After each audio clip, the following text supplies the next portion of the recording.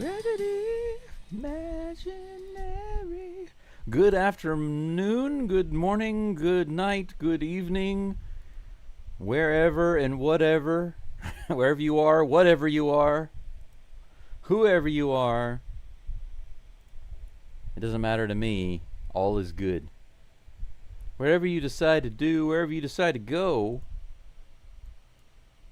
is your choice. But regardless of where you go, wherever you are always in Space City, and that's the truth. Everybody exists under the dome, under the Daikin Dome. Crispy, I see your comments. First comment in the live chat. He says in his anime voice, "If we just believe that we can be the best team, then we can be the best team. Believe it! Geaux Stros!" I would add in Japanese, "Dattabayo!" For those of you who are familiar with Naruto, the English version, he always says, "Believe it!" But in Japanese, it doesn't really translate exactly what it means in Japanese. In Japanese, it's "Dattabayo." And "Dattabayo" is it's not a common expression in Japanese. It's almost like it's a unique personality quirk of the character. But in the English translation, they make it sound like he's just saying, "Believe it." And it's not a bad meaning translation, but the funny thing is that people in Japan don't go around saying that. In English, there are people who say that. "I'm going to do it. You believe it." You know, people can say that in English. Lots of people can say that, and nobody thinks anything about it. But in Japanese, if you go around saying "Dattabayo," people will laugh at you. Now, sometimes I say it, but that's the reason I say it, is to get a laugh. It's just to get a laugh. But there are two reasons. Is because one, most Japanese recognize that it comes from the anime Naruto, so they think it's funny if I say it. The other thing is, if you just use it in your everyday Japanese, they find it really funny because it's not something that they use. But anyway, the Astros are in Arizona today to start the series against those freaking pesky... Let me turn my lamp on here. Get a little extra light. Yeah, that's a little better. You're going to fight those pesky snakes. In Japanese, that's hebi. If you guys don't know what a hebi is, hebi is a very easy Japanese word. Hebi is snake in Japanese. I've got a few hebi out here. Actually, I just saw one the other day. He's hanging around in my back area. It's basically like a Japanese rat snake. He's maybe 3.5 feet long or so. And he likes hanging around here because there are lots and lots of frogs. Whenever you live around the rice fields in Japan, you will inevitably hear and see a ton of frogs.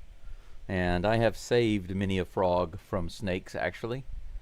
But it's so funny because the other day I saw a frog trying to, it was being chased. The frog was being chased by a salamander, and then a snake started chasing the salamander.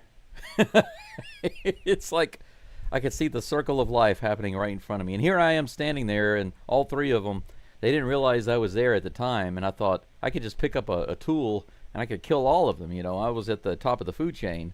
But on this mountain behind where I live, there are actually black bears. Now, I feel confident that I could hold my own against the black bears around here because they are not very big. But that doesn't mean that they are pushovers. So... But I think that they respect me. They kind of stay away from me. There are wild boars here also. So if I don't have a tool, a big implement, a weapon, or a tree to climb, then those wild boars, they are big. Those suckers are big.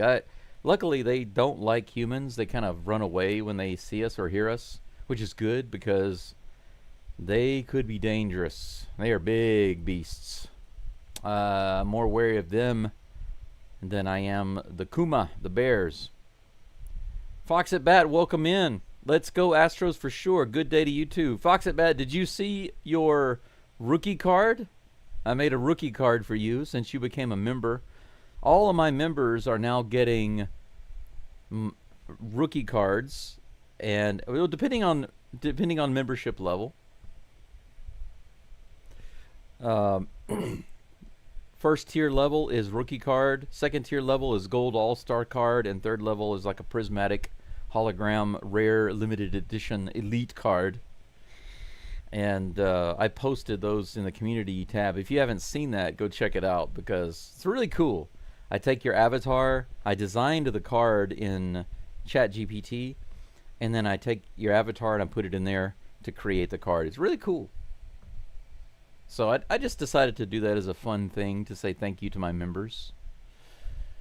Let's see here. Astros lineup today. They're going to be first. Zach Gallen is on the mound for the Diamondbacks. He's warming up right now. Let's see. Cam Smith. Let's look at the lineup. Cam Smith starts it off. He's in right field. Jose Altuve is DH today, batting second. Victor Caratini, the Batman, is batting third, and he's catching today. Christian Walker batting cleanup at first base. Taylor Trammell in left field batting fifth. Mauricio Demon at third base batting sixth. Batting seventh is Chas McCormick in center. Bryce Matthews at second batting eighth. And wrapping it all up at ninth in the ninth slot at shortstop is Zach Short. Short is at short. Cam is at the plate. The first pitch from Gallen. First pitch of the game is on the way. High fastball, 94 miles an hour, swing and a miss. 0-1. Yes, let's beat the heavy today. DeLion, welcome back. Good to see you. Anybody who's out on the road driving or doing anything of the sort, operating some heavy machinery, do be careful. Doobie. A little outside, another 94 mph. You guys are going to have to forgive me sometimes when I say miles per hour or mph. This is basically the only format that I use these terms. In Japan, I don't use those ever, unless I'm teaching somebody. Because here it's always kilometers. Kilometers per hour.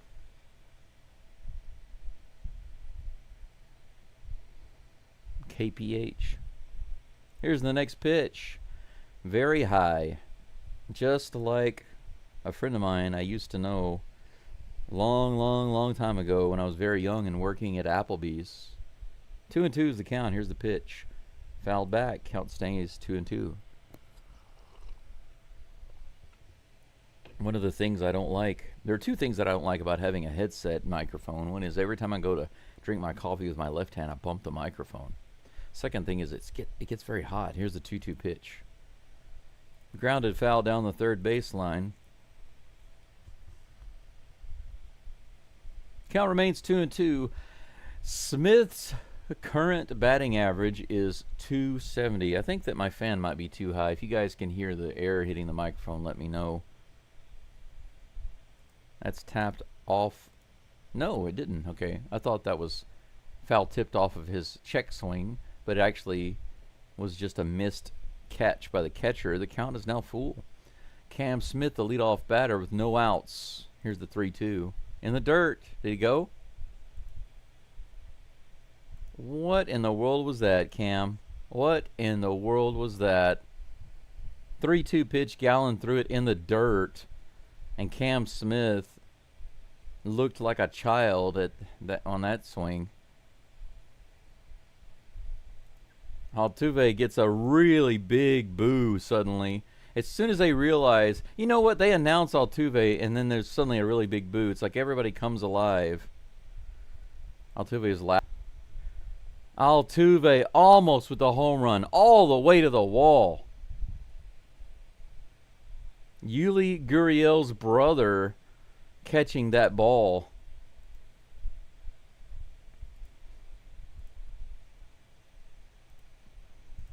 Right at the wall. Look at that. Right before it got to the wall. Just a few feet from the top of the wall. Man, there's nothing I love more than when Altuve hits a home run when the crowd is booing him. Oh, man, that was so close. So close. 2 away. Victor Caratini, the Batman, comes to the plate batting lefty. Left field, opposite field. The line drive caught by Gurriel, and that's going to be out number 3. with the exception of Cam Smith, I don't even want to call that a swing. That was a total breakdown on the 3-2 count. Altuve and Caratini putting the ball on the, or bat on the ball rather. I guess you could say putting the ball on the bat. That's it's essentially the same thing. Yeah, you're right, Crispy. That wasn't just ball 4. That was an absolutely terrible pitch. That wasn't even a competition there, right? That wasn't even a good pitch to be tempted by. Why did he swing at that garbage? Garbage stuff right there. But it's okay. At least Altuve is hitting the ball hard. Caratini's hitting the ball. Man, I really thought that Altuve was putting that one out of the park. It looked so good. 40 people following right now. Thanks, guys, for being here. I appreciate you. Top of the inning is over. The Astros didn't get any hits. We go to the bottom of the first. Colton Gordon will be on the mound in just a moment. If you will like the live stream, I'd appreciate that. We're only at 16 likes right now, and that's pretty low considering the number of listeners and viewers. If we could jack that up to 75%, maybe to 30, if we can get it to 30 really quick, then I won't bother you again for a while. But I promise, I will poke the bear later. But the more likes I get, the less I poke the bear. Yeah, Ayush, he absolutely is on fire.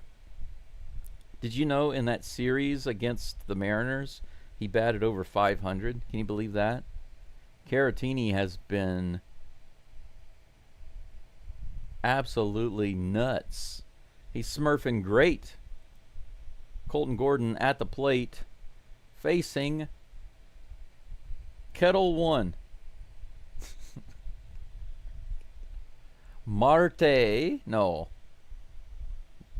Kettle 1. Marte's at the plate. Here comes the first pitch from Gordon. Swing and a miss on a foul tip. Strike 1. What's up, old dog? Welcome in. Good to see you. Here comes the 0-1 pitch. Way inside. Almost got him. Counts even, 1-1. Brendan, I didn't hear anything about Singleton playing today. There's been discussion of it. But I do think it's funny that Walker hit a home run and played a little better whenever... Oh, that's hit all the way out to center field off the wall. Marte's going to roll into second base easily. That was clearly over the head of McCormick in center field. Line drive shot all the way out there. Hit really hard. So Gordon starts off the first inning giving up an 84-mile-per-hour changeup line drive to center field. There was no time. It didn't have any hang time on it at all. There was no time for McCormick to get back there and get it. Runner on second with no outs, and that brings up Corbin Carroll. He grounds it through the hole on the right side. That's probably going to score a run. Yep, 1-0 Diamondbacks. Corbin Carroll with the RBI single. Just like that, back-to-back hits. Astros down by 1. Diamondbacks got 2 hits off Gordon. I'm hoping that this is just a little bit of a struggle or a little bit of a rough start to Gordon and he smooths out after this, but there's no way to know right now. We'll see. I still have faith in Gordon. You know who Corbin Carroll looks like? I finally figured it out. He looks like the actor who played in man, I know his name. Here's a pitch to Gurriel. Outside, ball 1. The dwarf who played in Elf.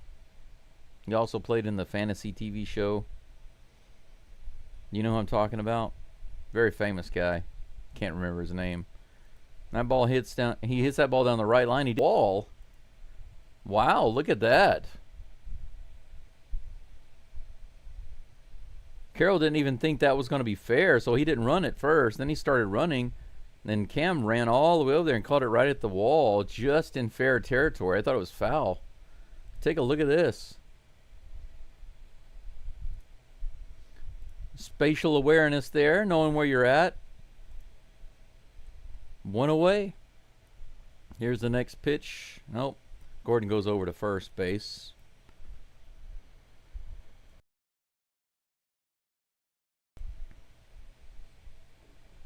Eugenio Suarez is at the plate.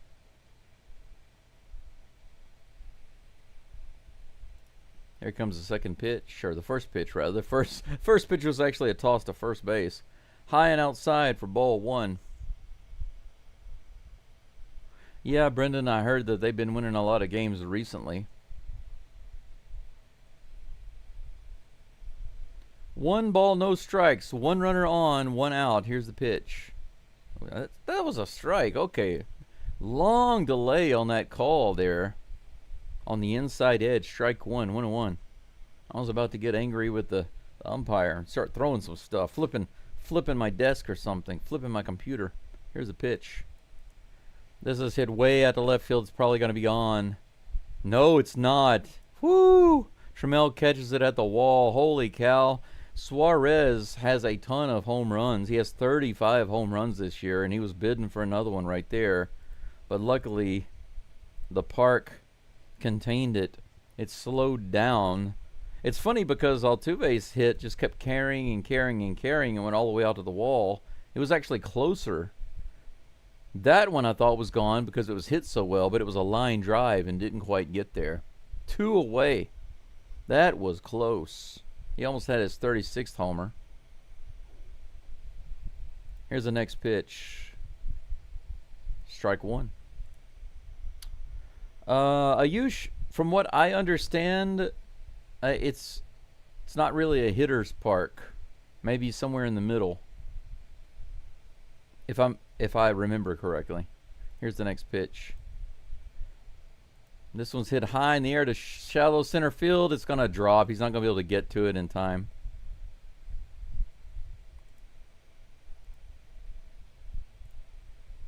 Luckily, a run doesn't score.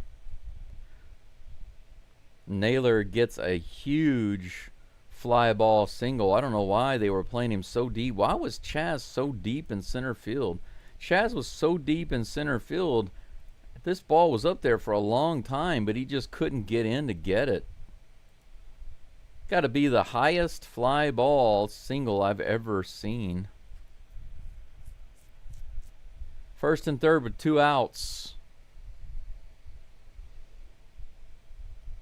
Randall Grichuk at the plate. Bounces it down the third base side for strike one. And I agree, the Astros need to get on this series. We need at least 2 in this series. If not a sweep, but we need at least 2. On the road against the Diamondbacks, if we can get 2, I'd be happy with that. Here's the next pitch. He hits that one high in the air. Come on, Chaz. Please be under it, and he is. Out number 3. Wow, 3 hits for the Diamondbacks and 1 run. Could have been a lot worse. But you know, the good thing is that Gordon only threw about 14 pitches. So that's not bad. 14 pitches, gave up a run. It's okay as long as he settles down from this point. We'll see. We will see. Coming up next, we have Christian Walker, Taylor Trammell, and Mauricio Dubon.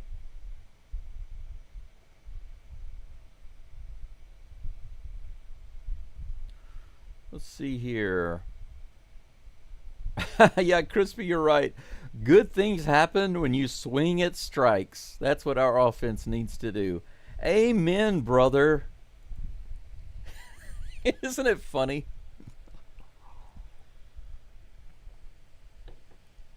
I know it sounds ridiculous. And some people will say, well, it's easier said than done. But seriously, if you can drill it into the heads of the players from the time they're kids, you sit them down and you look at them and you say, listen, if it's a strike, if it's in this box, You swing at it. Coach, I have a question. Yes. What if it's not in the box? Then we don't swing. What? But coach, yes. What if it's in the box? I'm sorry. What if it's outside the box? And I think I can hit it. That's a good question, Timmy. If it's outside the box and you have a good feeling you can hit it, maybe even you have this strong, undeniable urge to swing at it. This is what you do. Don't swing. Swing when it's in the box. Mind blown, right? Swing when it's in the freaking box. When it's in the smurfing box. Nightbot strikes again. Sorry about that, if you're putting emojis up there.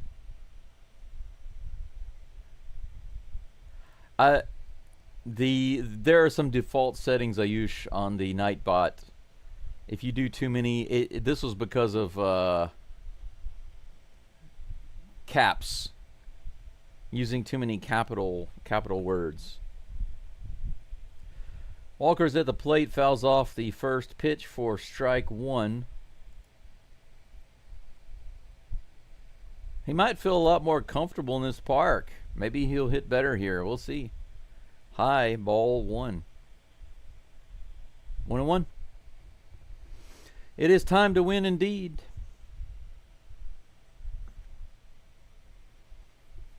Here's the 1-1 pitch. Fouls it back. A little high on the cutter. 1 ball, 2 strikes.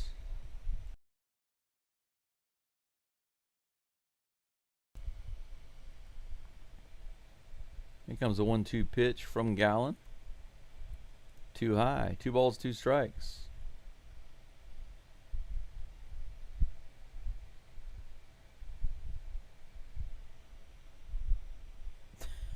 Here's the pitch. High fastball, fouled off on the right side. Is it going to be playable? Nope. It goes into the crowd. 2-2. Oh man, how amazing will that be to go undefeated all the way through the end of the season, including the playoffs and the World Series? It would be the first time in MLB history that anybody's ever done that. Here's the pitch. Ground ball to shortstop. He scoops it up, fires it over to first. Walker retires himself without striking out. Bruce Lee approves. Taylor Trammell comes to the plate, my personal hero. Trammell is my favorite new guy. Currently batting .205 through 17 games. 2 home runs and 8 RBIs. 82 in the bottom of the zone. Strike one. Yeah, they say that Jordan has been okayed to swing the bat. Hey, through the hole on the right side. Trammell with the single. Heck yes. There we go.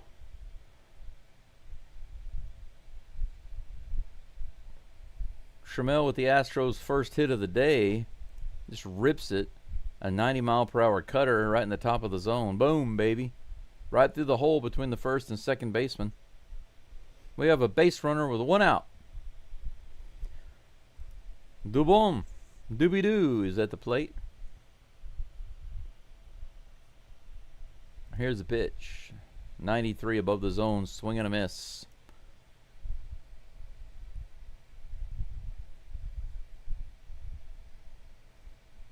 Come on, Mauricio. Here comes the 0-1 pitch. He puts the bat on that one and rips it down the third baseline. Just foul. 0-2 is the count.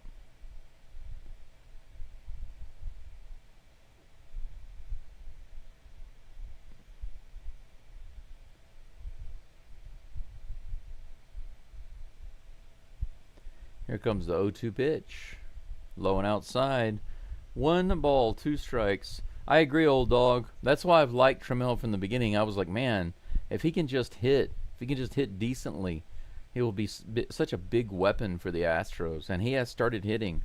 He's come around. He's improved a lot. That's the thing. He hasn't gotten on a streak. He has been slowly improving, and that's what I like to see. He was striking out a lot right in the beginning, and then he started having mixed results, and now he's getting hits, so I can see the steady improvements. Very nice. Here's the 1 and 2. Outside again. 2 balls and 2 strikes to Dubon. Somebody like Walker can go for like 0 for 15 and then have like a mini streak where he's hitting good for about a week or two, and then he'll go back to 0 and 15 again, you know. There's no consistency there. But what I see with Trammell, ball 3, by the way, outside on Doobie, full count. Dubon takes a timeout, steps out of the box. But what I've seen from Trammell is that from the beginning he's been fast. He's had a great glove. He's a wonderful defender. He has a lot of go-get-'em. He tries really hard. He has a lot of passion. And I was just waiting for his hitting to come around, and it has. There's a steal attempt there. Trammell's got it, baby. Ball 4. So he steals on the full count. But Dubon walks. So we have runners on first and second. Got something going here. 3 hits for the Diamondbacks in the first inning and 1 run. Nothing for the Astros, but in the second inning we have a run and a walk. The Chasmanian Devil, will we see the resurrection? Will we see the resurrection? Hey, by the way, my friend came by and gave me an Australia hat, fresh from Australia.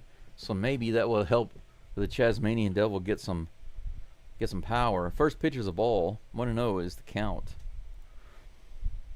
Maybe I should put my Australia hat on whenever Chaz comes to the plate. Here comes the 1-0 pitch. Right in there. 94 mph. Strike 1. The count is even. Runners on first and second.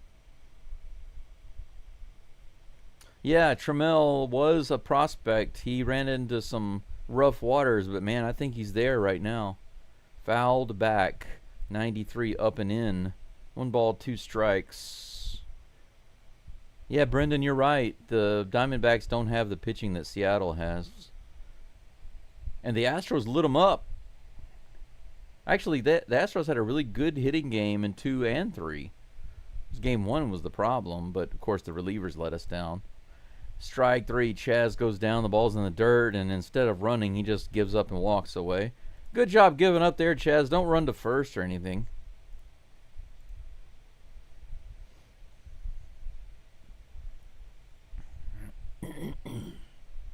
Don't force a throw. Maybe it's because runners on first and second. I don't know. Kind of feel like could have tried. Bryce Matthews comes to the plate. Doing a little bit better, just like Trammell. He started off with a bunch of strikeouts, but he was actually worse, and he couldn't touch anything. Here comes the first pitch. 2 outs, 2 runners on. Inside. Woo, long delay there, but that pitch could have been a ball, should have been a ball. Called a strike by the ump.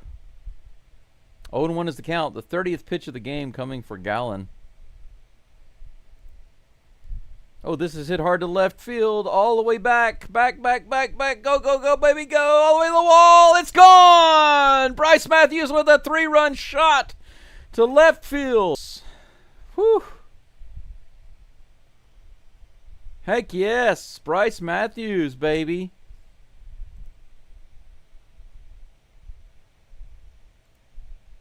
High fastball. On the 30th pitch of the game, first home run with the Astros. Man, that was nice. It just kept going and going and going. Now we got another new guy at the plate, Zach Short. I mean, how amazing would it be for all of these new Astros players to just go gangbusters? Suddenly we have a bunch of stars on our team, young stars on our team. Can you imagine Trammell and Matthews and Short and all these guys? Just it's kind of like we don't even need our guys to come back healthy because we have these guys just blowing it up. That's a strike. 2 balls and 1 strike to Short. 2 outs, nobody on. 3-1. The Astros are up with 2 hits, 3 runs on the board. Here's the 2-1 pitch. Right in there. 91 miles an hour, swing and a miss. 2-2. Yeah, first MLB dinger. That's right, Jay. First home run for Bryce Matthews in the MLB. Short swings and misses, unfortunately, goes down. Strikes out on the 2-2 pitch. Take a look at this. Boom, baby.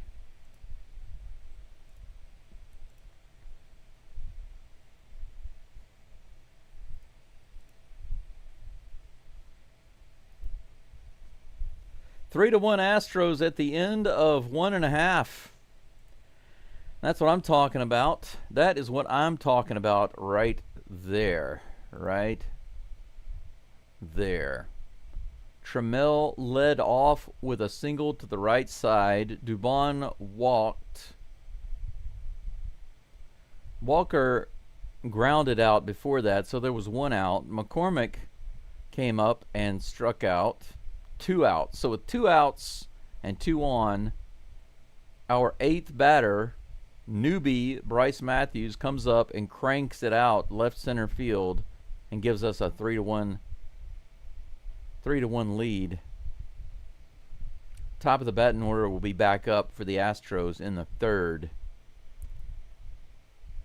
Goodness gracious me, what a start to the game. Jordan, yeah, you're right. See, you're responding to what I said. Jordan says if that happens, our GM will be GM of the year. And what he's talking about is my comments concerning all of these rookies just blowing it up and going gangbusters and being so good that we don't even really need to worry about our healthy starters coming back.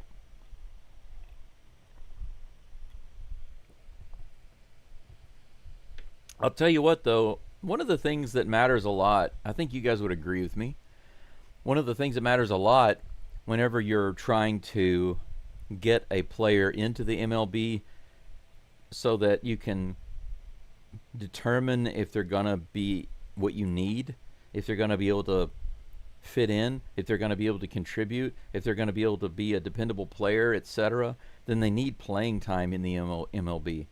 But it's difficult to give them that playing time sometimes because of the guys you have on staff, and that's why they get traded around a lot. You don't have the time to give to them, you know.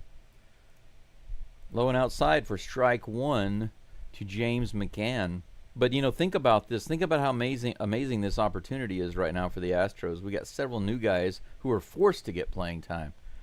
Second pitch is outside to McCann. 1 ball, 1 strike. Think about how unique that is, that we have 3-4 guys sometimes in the lineup that are having to play almost every single day. Hit off the end of the bat. Bryce Matthews scoops it up, fires it over to first base, no problem. 1 away. Good old Matthews. Matthews is trying to win me over. He's trying to win me over. He's not striking out as much as he did in the beginning. Man, he was striking out like crazy in the beginning. I thought, this guy is definitely not ready. Send him back. Here's the pitch. High and outside. You guys can go back and watch some of my earlier videos when Bryce Matthews first started playing the first couple of games. You can go back and you can see me saying, man, this guy can't hit the ball. It's just swinging and missing everything. Speaking of swing and a miss, Blaze Alexander is at the plate. He misses that one for strike 1. The count is even. Here comes the 1-1 pitch from Gordon. 91 fouls it off. 1-2.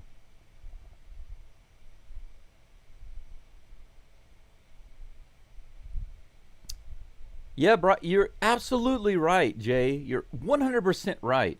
Just that's exactly what I was just saying. I'll read that in just a second. Jay made a good comment that supports what I just said.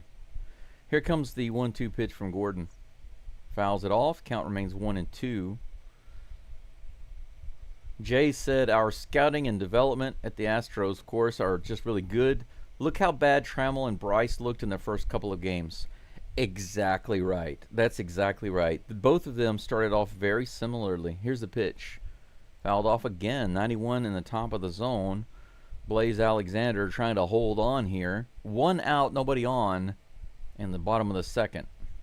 Astros up 3-1. Here's the 1-2 pitch.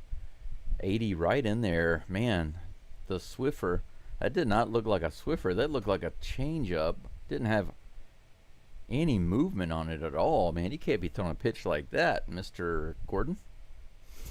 Come on, Colton 45. Here comes the 1-2 again. Dove for it. He would have hurt himself. Glad that he didn't try.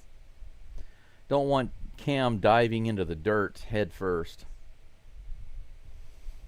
I really, really like this picture they show here. These cheerleaders are beautiful. Look at that.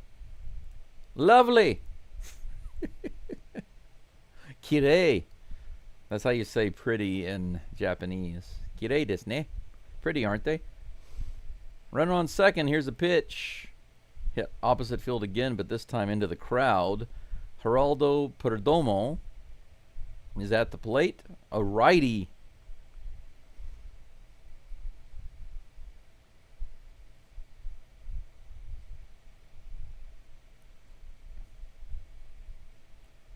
Oh, 0-1 is the count. Here comes a pitch from Gordon.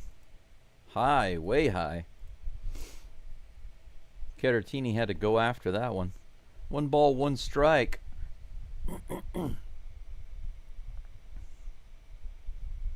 Yeah, you're right, old dog. He's got something to work with. He can focus. Just focus and lock it down. Here's the pitch.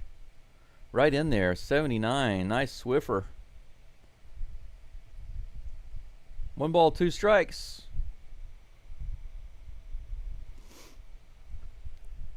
Yeah, Mr. Page, I agree. The Japanese cheerleaders are fun and they're always cute.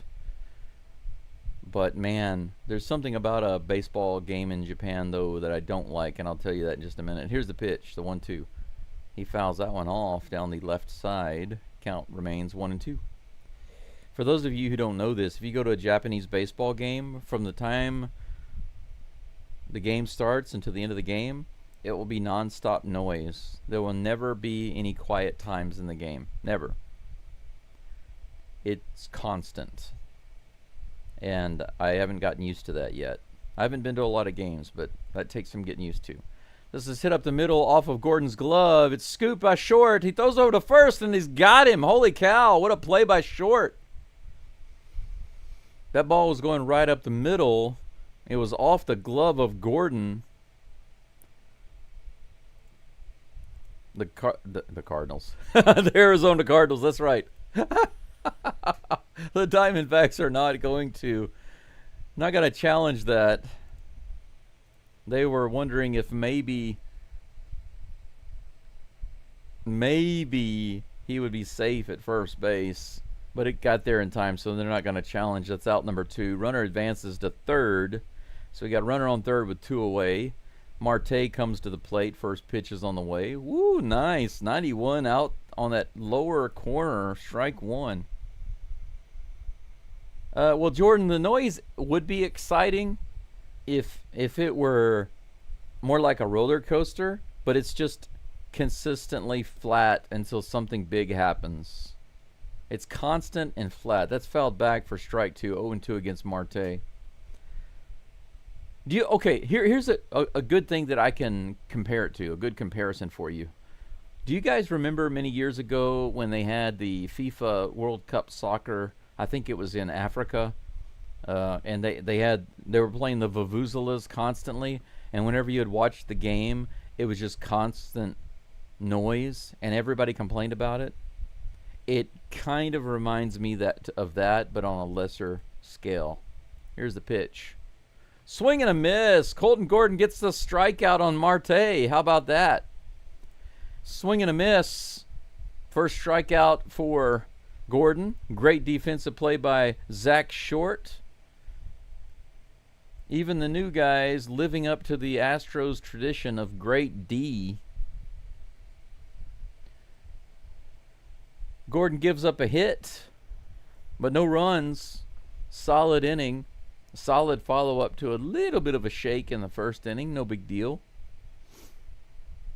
He's coming down off of his high in the first inning. Top of the third coming up, Cam Smith. The top of the batting order. We're in the third inning. The Astros are already back to the top of the batting order. Smith will be up. He did, unfortunately, he had a great at-bat until he got to the 3-2 pitch. And he swung at something that was so far in the dirt that it may have gone to China. Other than that, the at-bat was not bad. So hopefully he will turn that around here. Jose Altuve is batting second in the lineup today, so he's on deck. And then the Batman Victor Caratini, who's already got a hit today, an opposite field hit. He's due up in just a moment. He's in the hole. Let's take a look at the comments in the live chat. Yeah, we did witness history. Crispy, in the future, if Bryce Matthews turns out to be a legendary player, we can say, hey, I remember watching his first home run.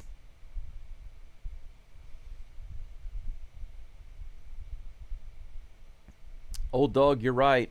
Old Dog says, imagine when Pena, Myers, and Alvarez are coming back and the newbies are playing like they are now. Oh, man, I can only imagine.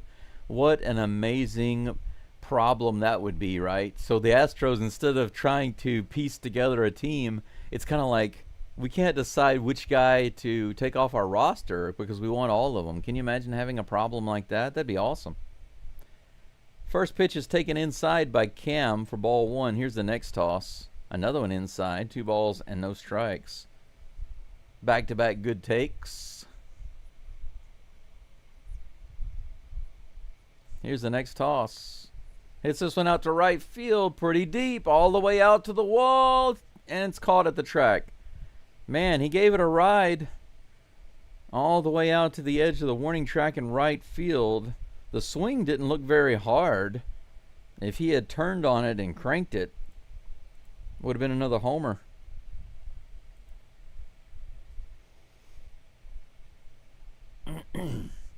And new guys over there. Shea Whitcomb chatting with Bryce Matthews, former teammates in minor league.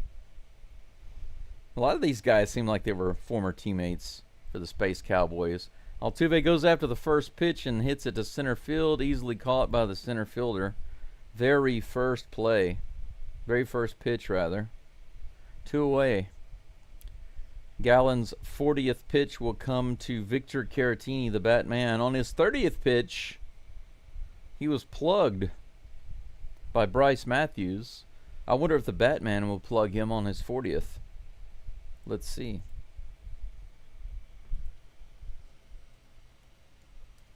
Nope, he takes that for ball one.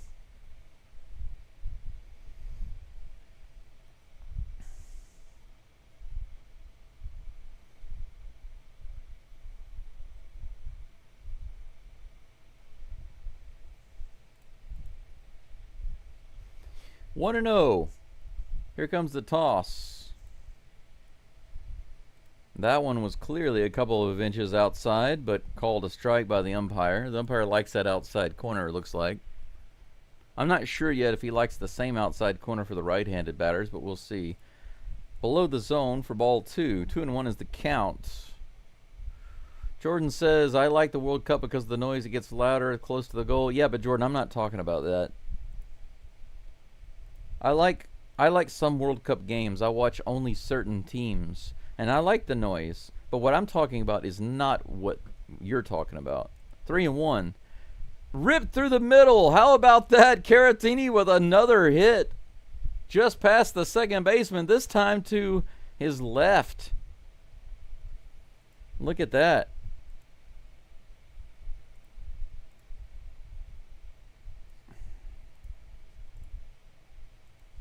106 miles an hour. The Batman getting it done, baby. How about that? 1 out. I'm sorry, 2 outs.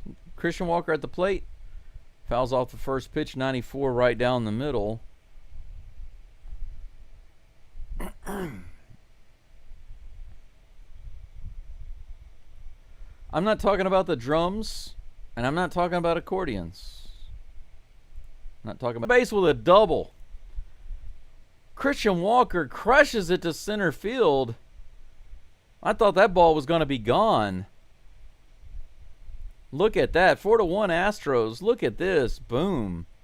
High fastball. No, that wasn't even high. That was right in the middle of the zone. 93 right in the middle of the zone. Man, it was only a couple of feet below the home run line in center field. Walker crushed that one. I guess having John Singleton around is really getting the fire under his butt. Taylor Trammell at the plate with runner in scoring position. Astros continue to score runners with 2 outs. Ball 1 to Trammell. DeLion, welcome. Welcome to the team, bro. Here's the pitch.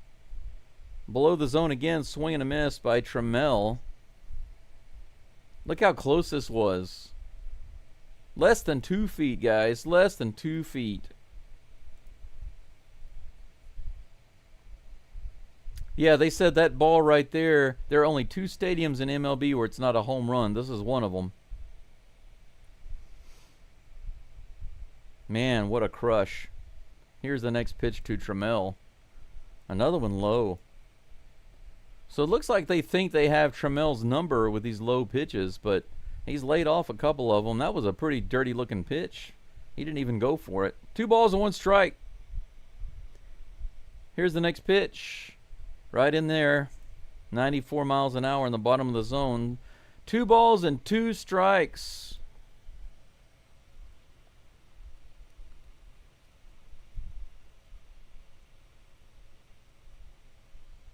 Here's the next pitch to Trammell. This is hit really hard to right field, all the way out to the wall. Oh, it's caught at the warning track.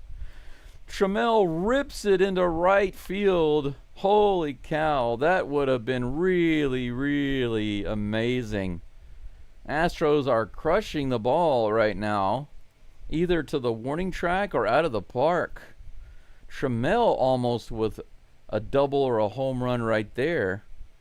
Out number 3, but the Astros are up 4-1. 4 hits, 4 runs for the Stros, no errors.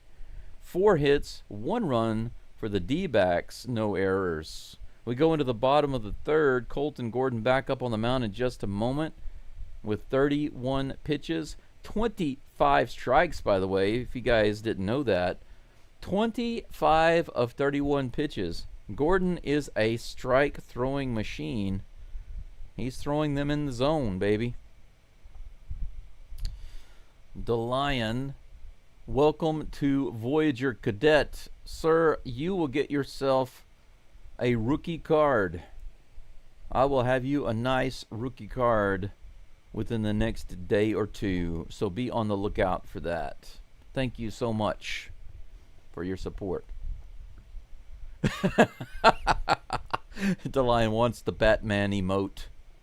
And by the way, just to let you guys know, I'm planning to add more and more emotes for different players.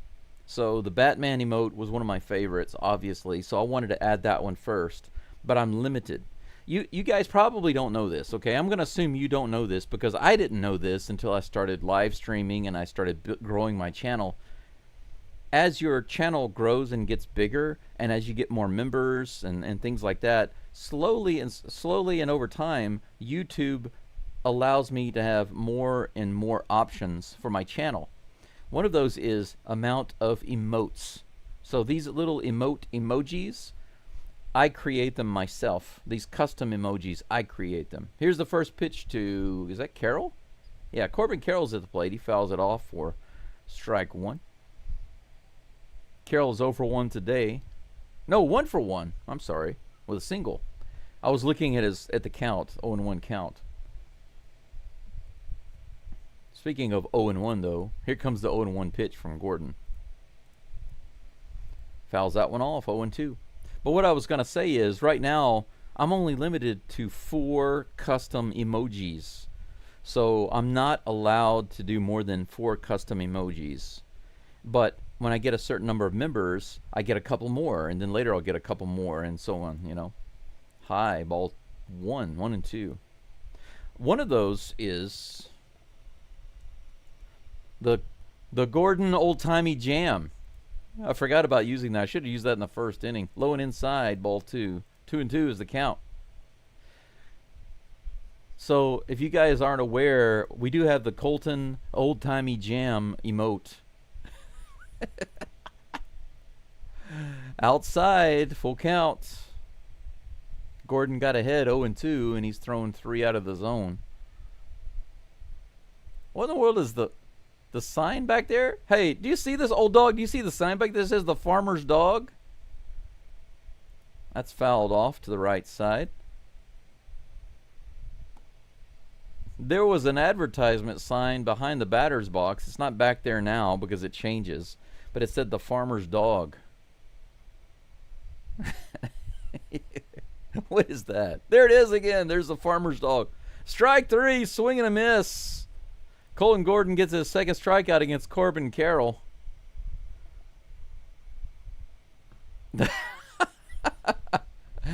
J. Paul, that's not a bad idea. Get a Framburglar. I can definitely work with the AI to make a really funny anime version of the Framburglar. We can work on that. Here's the pitch. High and outside. Right now I'm maxed out on my emotes. I think I can only have 4. So, yeah, that's where it's at right now. But as I get more members, I can make more emotes. That's in there for strike 1. 1-1 is the count to Gurriel Jr. Here comes the 1-1. He hits this one high in the air. Should be playable. Matthews calls for it. He's got it. He's floating out, and he's got it. 2 outs. Eugenio Suarez comes to the plate. DeLion, let me show you in the feed. If you can see in the feed, I can show you what it is. This is the Gordon old-timey jam. Can you see that? Strike 1 delivered to Suarez, 78-mile-per-hour curveball. DeLion, do you see on the screen the Gordon old-timey jam? Fouls it back. Suarez is down in the count, 0-2. Gordon has 2 outs, nobody on.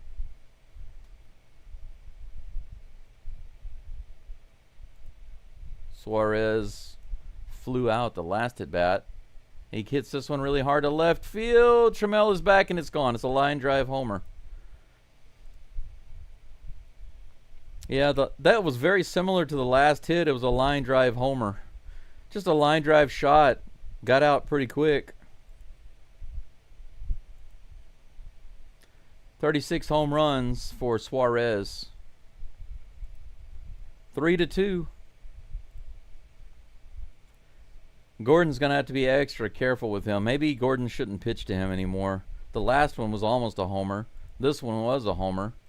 Just ripped out there. 2 line drive shots all the way out to the wall. The second one made it over.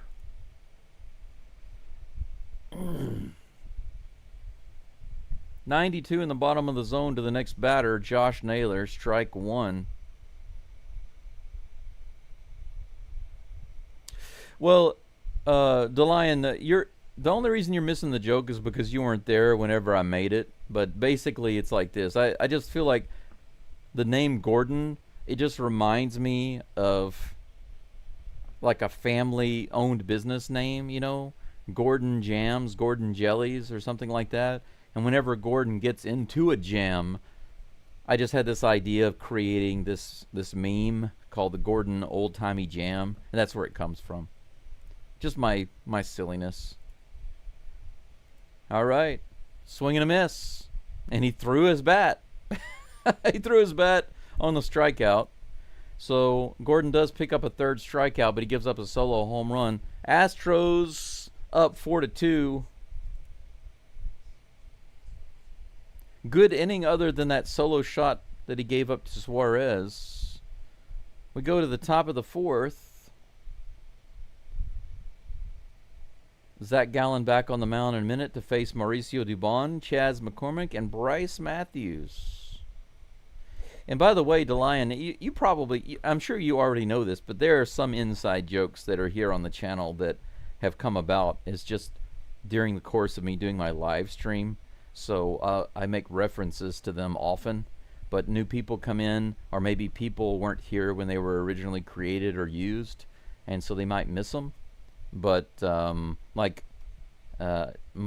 reference to Caratini being the Batman, maybe people think that I call him the Batman because he's a good batter or something, but that's not the reason why. Of course, he's a switch hitter, so that's good. But that's not the main reason why I started calling him the Batman. The reason I started calling him the Batman is because he looks like Ben Affleck. And I kind of pieced all those things together. You know, he's a switch hitter, and he's gotten better. You know, he's a batter. He plays baseball, and he bats, you know. You see actually, it's back there on the screen right now, the Batman meme that I made. But he looks just like Ben Affleck. And Ben Affleck, of course, was one of the guys who played Batman. And that was the main reason. The first time I really saw him start playing for the Astros, I thought, man, he looks just like a beefy Ben Affleck. But the name just fit, you know, because he's playing baseball and he bats. And ever since I've been calling him the Batman, he's gotten better. So maybe it gave him some power. One of these days, maybe Caratini will be shown that meme. Somebody calls you the Batman because you look like Ben Affleck. Who knows? Here comes the next pitch. Dubon is at the plate. He fouls it off for strike one. Zach Gallen is still on the mound. He's at 52 pitches, 34 strikes. He's not throwing a ton of pitches in the zone. Here's the next pitch. Fouled off again. 97. No, I was about to say, I haven't seen him throw a pitch that fast. It's 87. The text was too small on the screen. 0-2. Come on, Doobie. Put it in play. He fouls it at the plate. Barely. The catcher couldn't hang on to it. He got lucky there. 0-2. The count remains.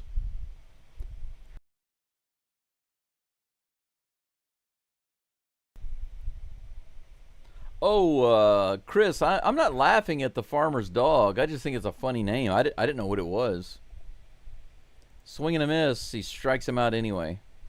Doobie looked determined to strike out that at bat. He just kept missing him. Take a strike. Swing and miss. He goes down. One away. Still waiting for the Tasmanian Devil to resurrect.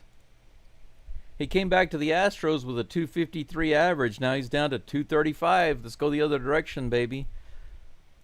Takes the first pitch in the bottom of the zone for strike one and then calls timeout immediately. Yeah, Jay, 36 dingers. That's right. That dude is crazy. He's gone bonkers right now. Here's the next pitch. Bounced down the third base line by McCormick. 0-2. And Juan, I completely agree with you. Juan said there was no need to give him a good pitch like that with an 0-2 count. 1,000% agreement. Why would you do that? Especially after he hit it out to the wall the first time. Low and outside to Chas McCormick for ball one. 1-2 is the count. One out. Bryce Matthews on deck. Here's the next pitch. High fastball, line straight to the shortstop. Chas almost with a base hit, but almost only good in horseshoes and hand grenades. Out number two, Bryce Matthews comes to the plate.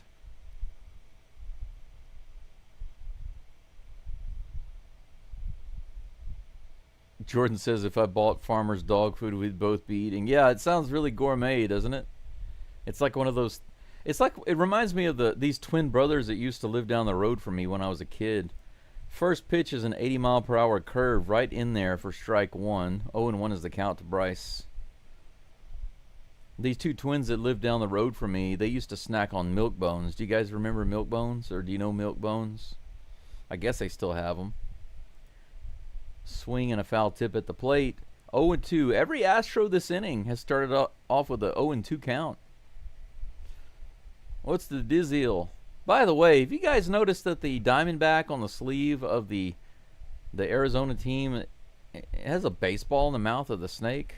Swing and a miss, strike three.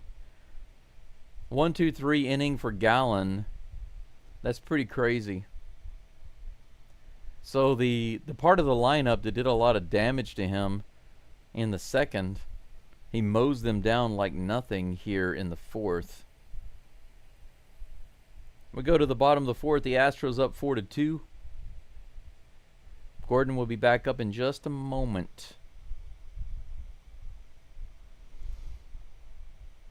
But anyway, my brother is a year older than me. Whenever those twin boys started telling my brother and me, hey, you know you can eat these, and they were talking about what was in them and stuff, and so they'd literally carry a box of these milk bones around, and they were just snacking on them. Literally, I'm not joking. And then my brother started eating them too, and I said, no thanks, pass. I never did try them. But one day they stopped eating them, and I found out why. It's because one day they bought a box, and I know this sounds disgusting, but one day they bought a box and they were snacking on them, and when they got to the bottom of the box, they found a bunch of dead bugs. And after that, they stopped eating them. Oh man, that's funny. I was like, yeah, well, that's what you get for eating dog snacks. Cubs are getting destroyed, Ayush says. That's always good. You know, if the Cubs play the Dodgers, it's difficult for me because I want both of them to lose. I don't know who I want to lose more. Maybe the Dodgers, but I want, maybe if they, okay, this would be my dream. The Cubs and the Dodgers play and they tie. Neither team can score any runs, and the game goes so long they finally have to call it a tie. They have to call the game, and so it ends 0-0. That's what I'd like.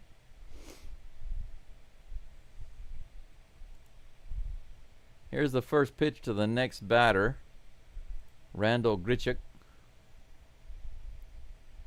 Grichuk takes the first pitch a little outside. Looks like ball one, but we got some graphics on the screen blocking my info. There we go. Finally, the graphics are back on the screen.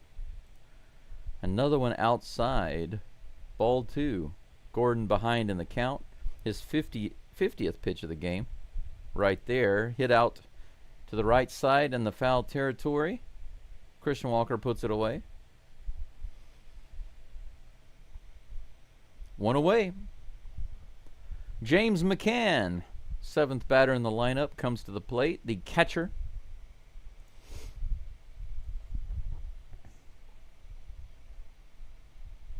Chris says the baseball in the mouth of the Diamondback makes them safe. They can't hurt you anymore. Yeah, I mean, the whole thing doesn't really make any sense. Why would you do that logo? I don't get it. They're like, well, it's a snake in a baseball.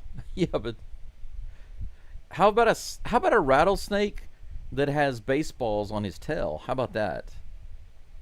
That would make more sense to me. 91 on the outside, another 2-0 count to McCann. I don't think that the Diamondbacks colors are bad. You know, they kind of match the area, but I don't like the colors. They don't have any energy to me. Too dark. Here's the next pitch. Swing and a miss. He lost his hat. That guy lost his hat. Put your hat back on, sir. 2 balls and 2 strikes. Gordon comes back with a couple of strikes. 80 people following my channel right now, following my live stream. Thank you so much. Please like if you have not done so already. Here's the next pitch. Swinging a foul ball. The count remains 2-2. I am now officially poking the bear again, so that you will poke the like button if you have not liked the live stream. Regardless of whether you're an Astros fan or a Diamondbacks fan, I'd appreciate it. McCann has to put on the brakes and go back to first base.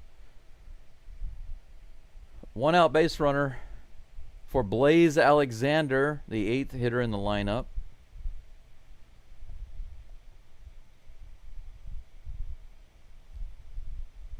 I noticed that the Diamondbacks don't have anybody in this lineup batting under 238. Alexander's batting 281. Their 9th batter's batting 271. Here's the first pitch. Hits it out the right field into the stands. I guess the Diamondbacks' strength is their batting, not their pitching. Just my impression, my immediate impression.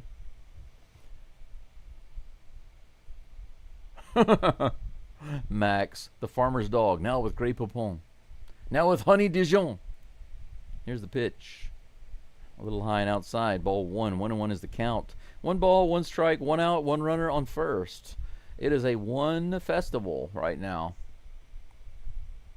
I do like the teal color, Chris. You're right. I like the teal, but it's kind of like an afterthought considering how their main color is so dark.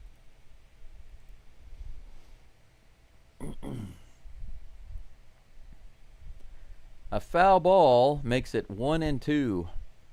Gordon ahead in the count finally. His 60th pitch coming up in just a moment. If he could get a double play ball here, that'd be nice. That would put him at an average of 15 pitches per inning. Timeout called by the batter. Gordon didn't realize it for a while. He was so focused on the guy at first base. He was just standing there staring at first base while the umpire was trying to wave at him and say, "Timeout, timeout." He stepped out of the box. Here's the pitch. Too low and inside. 2-2.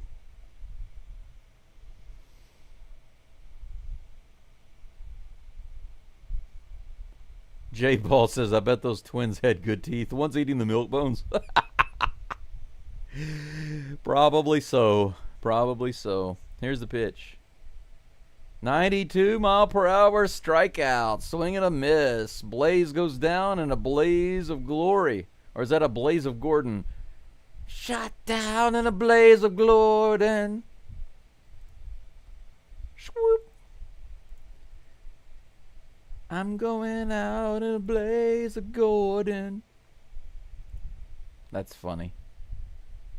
I don't care who you are, that's funny. You guys know who says that? Here's the pitch. This one goes way up in the air. Christian Walker's underneath it. Should be out number 3. He's right in the base pad. Puts it away.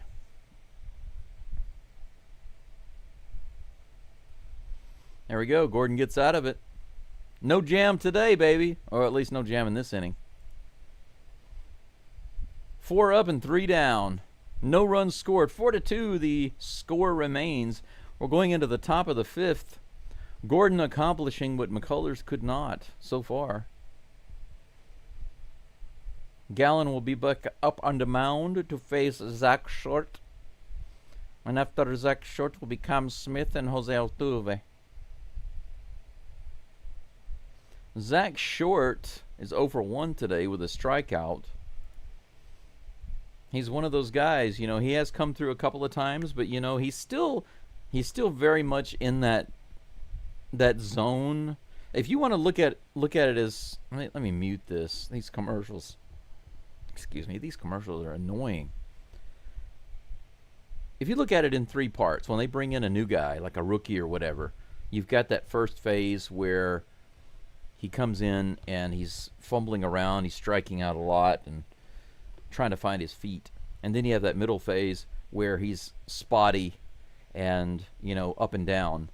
And assuming that he gets into the 3rd phase, which is doing pretty well. He's found his feet, and he's doing pretty good. He's being consistent. So he's being consistent in his goodness, right? But I would say that Zach Short is kind of in between the 1st and 2nd phase.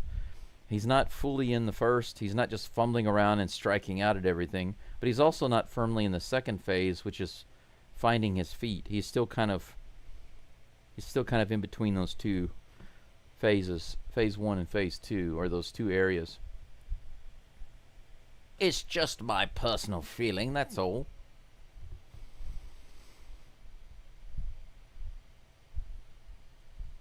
Jordan, are you being serious, or are you joking around about the rattlesnake thing? There's one snake that I have not seen here yet in Japan, and I'm thankful for that, and that is the pit viper. I don't want to see those, but typically they won't be just hanging around the house. Those things are, you have to kind of go out into the mountain there. The mountain behind my house is like 750 meters high. It's I'm really lucky to have it here, actually. It's very useful for a couple of reasons. Here's the pitch to short, right in the bottom of the zone. 80-mile-per-hour knuckle curve, and that's a strike. 0-1.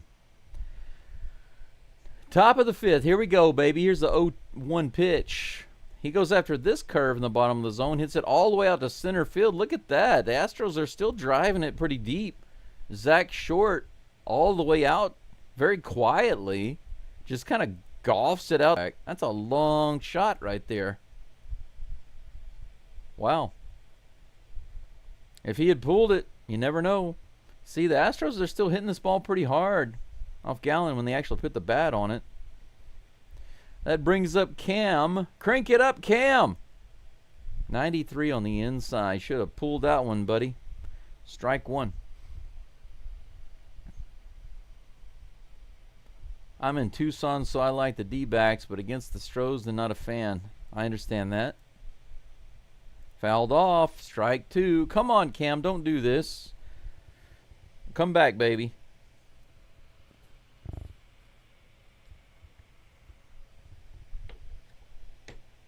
Come back, Cam. Come back, Cam. Cammy, come back. You can hit it over the fence. Or something like that. 0-2 is the count. A little bit of a timeout here. Now he's back in the box. Here comes the next pitch from Gallen. A little below the zone for ball 1, 1-2. What in the world is going on here?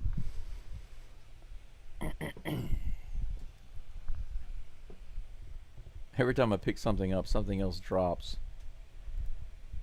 Outside and low. 2 balls and 2 strikes.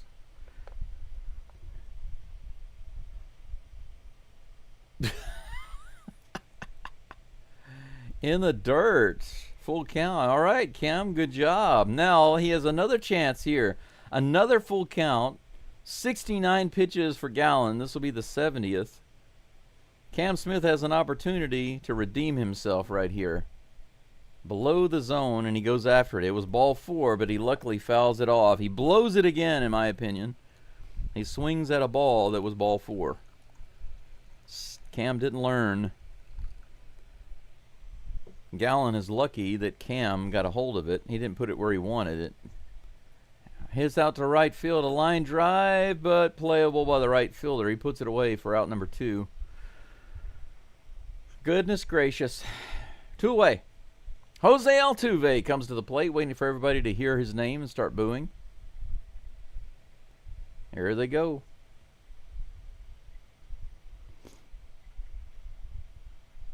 Chris, that's funny. Your health app playing Brahms' Lullaby, trying to get you to go to bed. It's that late. That's funny. Jose Altuve, 3rd place. The Batman Victor Caratini's up. 1 for 2 with a single and a run. Run scored. Here comes the first pitch. He goes after it down the right side and playable by the first baseman, who tosses it to Gallen, who covers for out number 3. So unfortunately, the Astros don't get a run there. But another hit. Double for Altuve. 5 hits for the Stros, 6 hits for the Diamondbacks, but the Astros lead 4-2.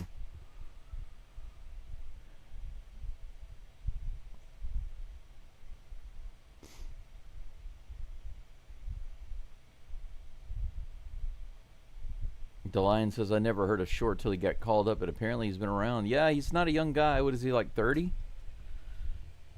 He's not young or old, but for kind of a rookie, he's.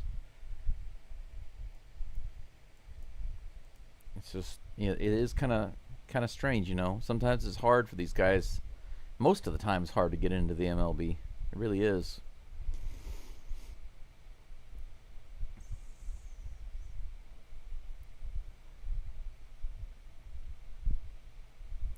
Jordan says, very serious about the snake. I froze for a while, then I twitched, no rattle, and I flew out of there. I don't like rocks. Yeah, you got to be careful. I've learned to be careful. I'm from Louisiana. Well, I'm from Louisiana and Texas. And when you're from that area, you learn to be careful. When you're anywhere around any kind of area with grass and rocks and forest, woods, you just naturally learn to be careful. I met a guy, he came out here to my house here in the countryside. He's from Berlin in Germany. He came out here during the summer wearing shorts and sandals, and then he wanted to go exploring behind my house up the mountain. And I said, you want to walk through the forest and go up the mountain like that with shorts and sandals? Are you serious? And he said, why not? And I said, well, why would you do that? Why would you don't even, you're not wearing socks, you're wearing sandals and shorts. Why would you want to wear that and go into the forest? And he goes, it's a hot day. And I said, it has nothing to do with how hot it is. It has everything to do with getting your legs scraped up, cut, and possibly bitten by a snake. And he just looked at me like, what are you talking about? He had no idea what I was talking about. Later on, I was talking with another German friend of mine. 1-0 is the count to Marte. Next pitch on the way. Swing and a miss. 1 ball, 1 strike on that changeup. I talked to another German friend of mine who's very familiar with countryside stuff. And he goes, oh, he's from Berlin. He's a city guy. He doesn't know anything. When you're from Berlin, you don't know anything about snakes and countryside and forests. So hit out to the right field side. Looks like it's going to carry out, and it does. It hits the net. Foul ball. 1 ball, 2 strikes. But it's so funny because I told him, I said, there's a very high chance that we'll see a snake, and if it's a dangerous snake like a python, a viper, it's not good to have your legs bare like that. High and inside, almost hit him. It's because he was too far. It was not too far inside. It was high and inside, but he was right on the plate. So it was a good brush back. Here's the 2-2 in the dirt. 3-2.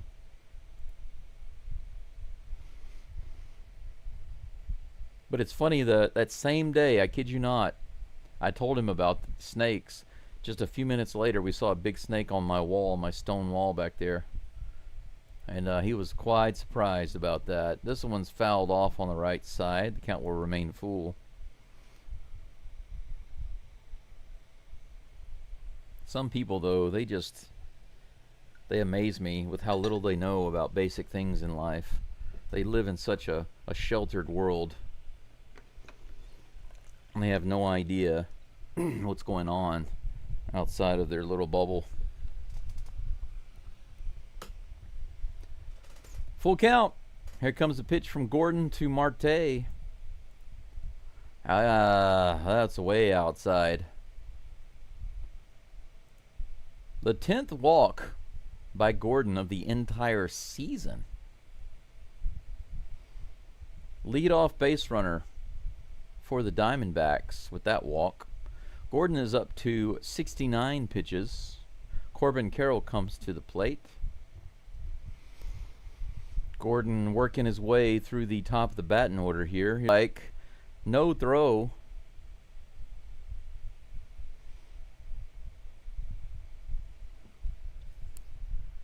That was crazy. They get the out at second base. Walker scoops it up at first, makes a good throw to second, and the throw to first was just way off, maybe? Let's take a look. Yeah, it was off. Gordon went over there to cover, but the throw was way off.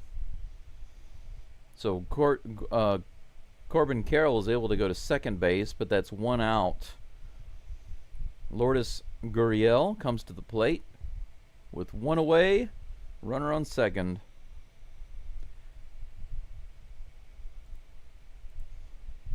Caratini is going to give Gordon a chance to relax, catch his breath after that play. Short just didn't. Just a little too far to the right side on that throw.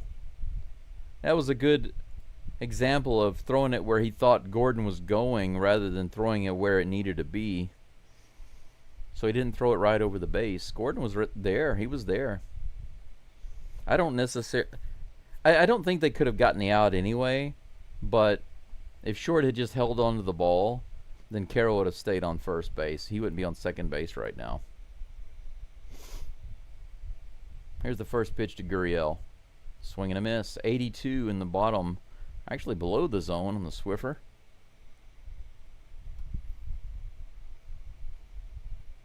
Jordan says that Tucson is way too hot. Yeah, but isn't the humidity there much lower? Low and inside. Ball one. 1-1 is the count. Yeah, Chris, it's the Mamushi is what I'm talking about. I haven't seen any Mamushi yet, but I likely won't unless I go exploring out behind the house in the field or in the forest. But we'll see. Here's a 1-1. Carroll's going to try to steal third. Here's the throw. They get him. They say he's safe.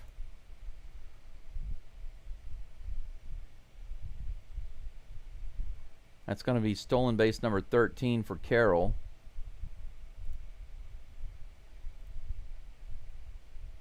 A little high on the throw, but I'm not sure it got there in time anyway.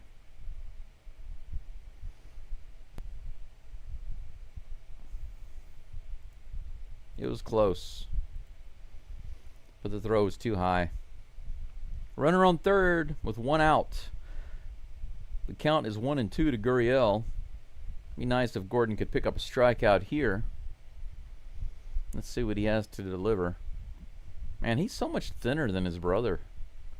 He hits this one out into center field. It's going to be a diving catch by McCormick.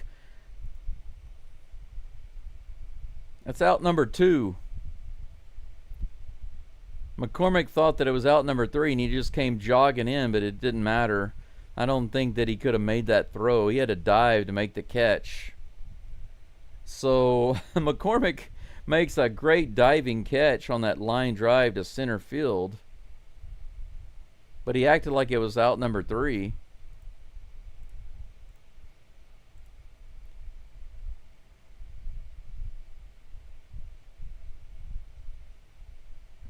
Didn't really matter, though. Suarez is at the plate. Swing and miss on the first pitch. Nobody on base.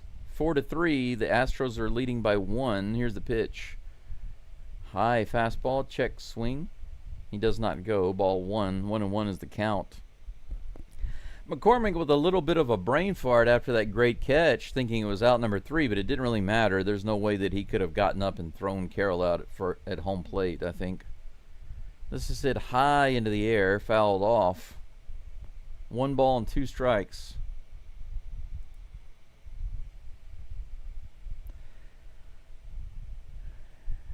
"78 pitches on this next throw.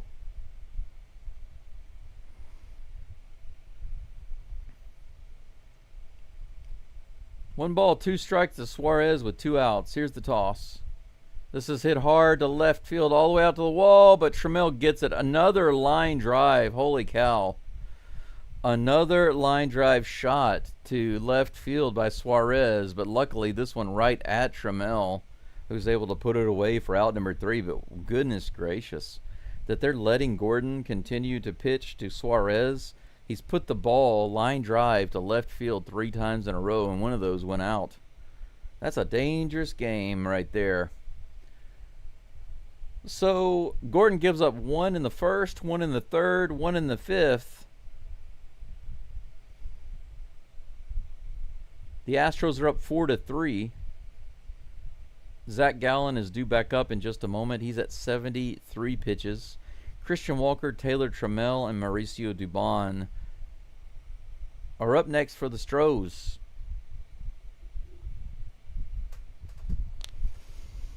Yeah, old dog, when I was younger, that was one of the snakes I saw often.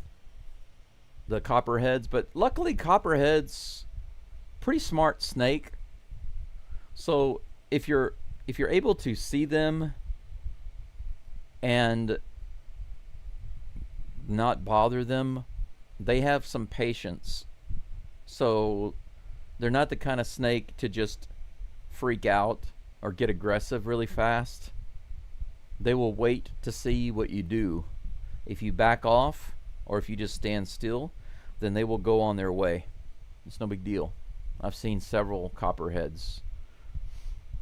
The ones that I really hated in Louisiana the most were the water moccasins, because those snakes are just insane. Those snakes are aggressive, and they'll come after you. Even if you're not bothering them, they will come after you. They are crazy.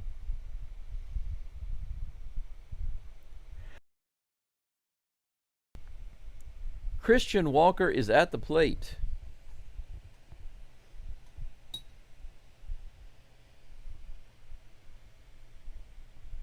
Here's the first pitch. Fouled off. Bouncer down the third base line.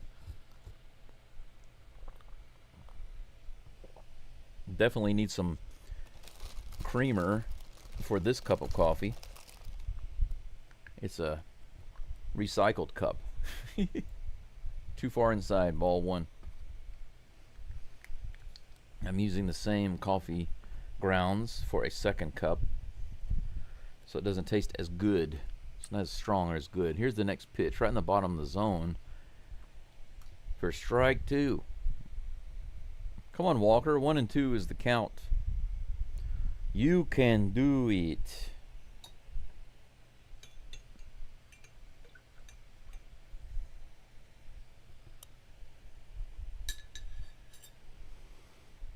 One-two pitch on the way.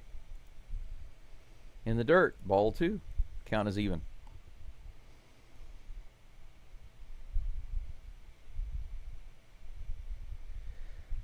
.95 in North Louisiana is unbearable.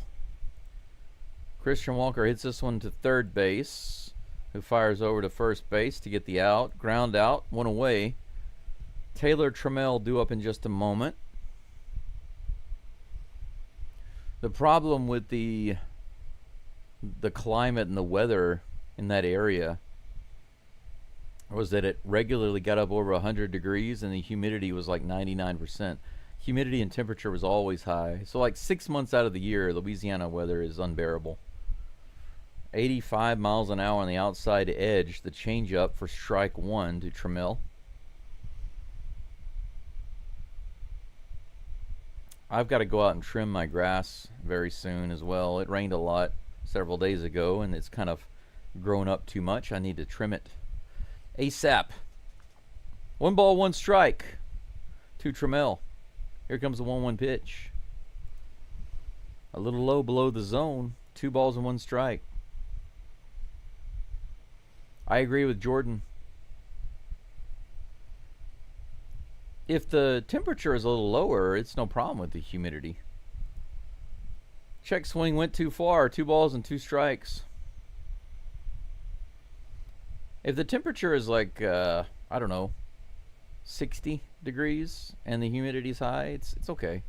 But once you start to get above that and the humidity is high, you really start feeling the heat and you sweat a lot. And I can't stand that. It's absolutely miserable weather. Here's the 2-2. In the dirt. Trammell showing some discipline here, not going after those pitches in the dirt. Full count. All the bullpen guys, even Fromber's out there hanging out in the bullpen. He goes after this one. This was ball 4. After all that patience, he goes after one low and inside. It was ball 4, but it turns into strike 3. Swing and a miss. Dubon comes to the plate. with no on. No runners on. Here's the first for out number 3. 3 up and 3 down. The Astros doing nothing right now. So they started off really nicely. First few innings, Astros were really on, but the last 3 have been totally opposite, just kind of shutting down. We'll go to the bottom of the 6th, up by 1. Bottom of the 6th. Colton Gordon is up to 78 pitches.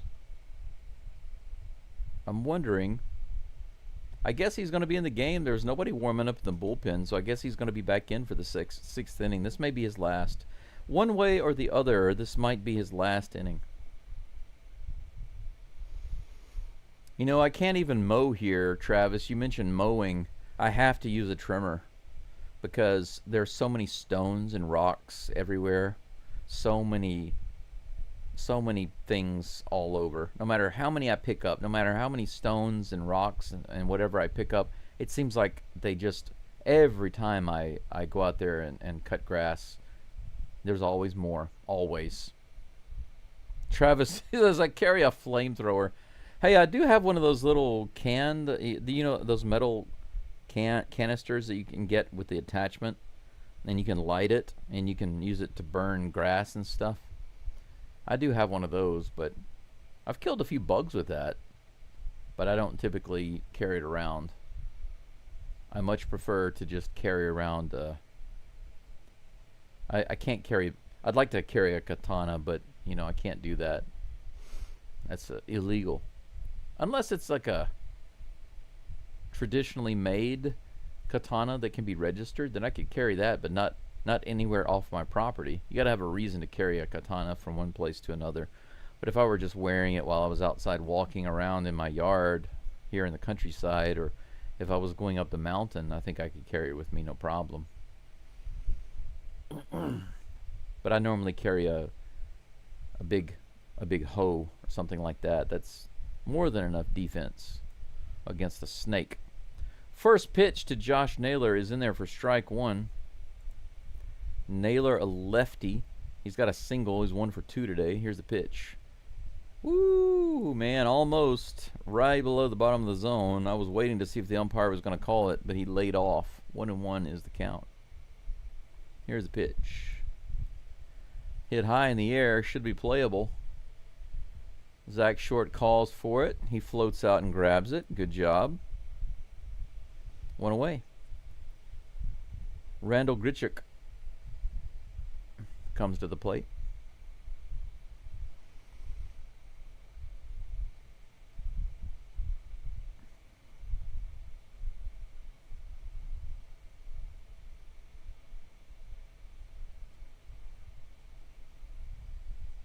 There comes the next pitch. First one to Grichuk. Hit high in the air. Walker is floating back, and he's got it. Nice, easy fly out for number 2. 2 away. James McCann due up next.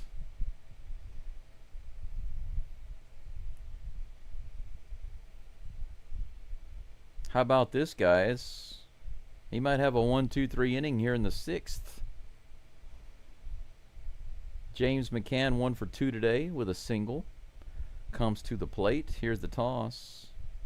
And he's going to have another single on the very first pitch, all the way out to right field. Cam Smith scoops it up and fires it in. Runner on first with 2 outs. No clean inning, but I think we can still get out of it. Blaze Alexander comes to the plate.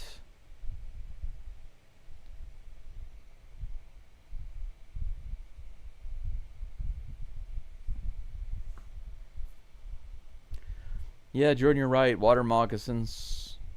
Yeah, man, they will chase you. It's crazy. They will absolutely chase you.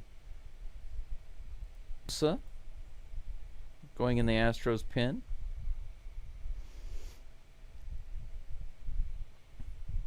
Nice little time to give him a breather.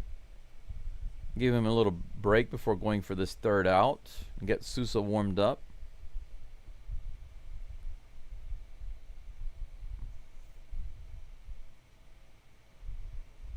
All-purpose sawed-off shotgun. You gotta have special permits and permission and certifications if you want to have a gun in Japan. It's for mainly hunting purposes or going after dangerous animal purposes. Here's the first pitch to Alexander. Strike one. 84 pitches now for Gordon.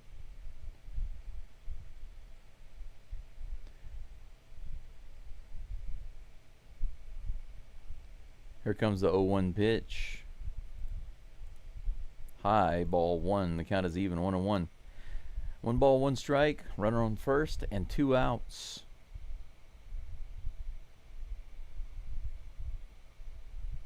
Yeah, you're right, Crispy. Everybody looks better than McCullers right now. Everybody. Here's the next pitch. Little high, ball 2, 2-1. Jordan says, don't bother a copperhead. I was throwing one in the river and it would swim back and come at me madder and madder over and over. 40 years later, I'm still looking around for that snake trying to bite me. That's funny. Well, you know, copperheads are not typically aggressive. They're very smart, and maybe that's why it kept coming after you, because it remembered that. It's like, you know what? You can't just grab me and throw me in the river. He wanted revenge, man. I almost stepped on a copperhead one time. He was going the same direction as me on this path, and I almost stepped on his tail. My foot was just inches from his tail when I stopped and I saw him. Here's the 2-2 pitch. A little outside, full count. And I literally stopped and my foot was hovering in the air, and I saw this snake, and he had to have been at least 4 feet long. And he stopped and he had turned his head and he was like looking at me to see what I would do. And I slowly moved my foot back and I put my foot beside me and I just stood there. Here's the 3-2 pitch. Low and inside, ball 4.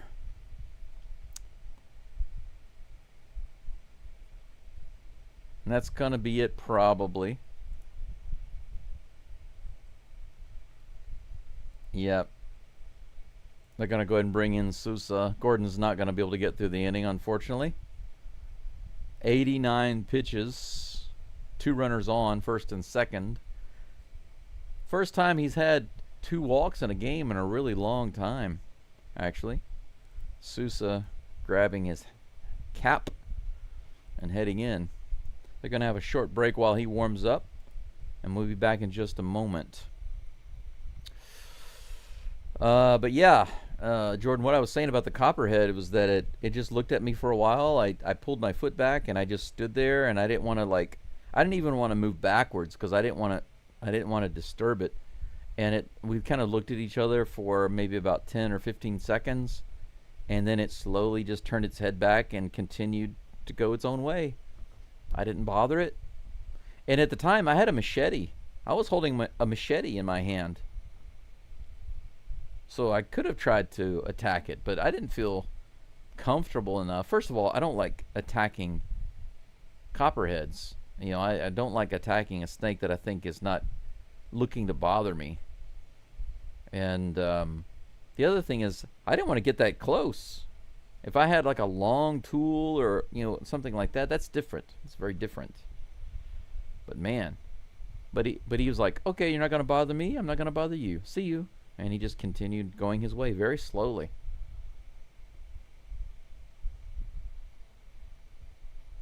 And you're right. A hoe is excellent. I keep one by my back door, and I keep another one down on the corner of the house because I'm going around the house a lot. And if I see a dangerous snake, you know, or something, I can get to a tool easily. Crispy says the Mariners are losing 4-0. If we can win, they lose.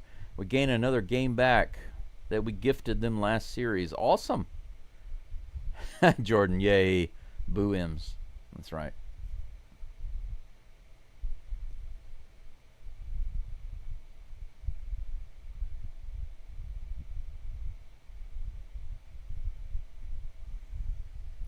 Sousa is still warming up on the mound. I think he just threw his last warm-up pitch, or does he have another one? That might be it. Might be ready to go. It looks like we are ready to go. Runners on first and second. with 2 outs. And he is facing Geraldo Perdomo.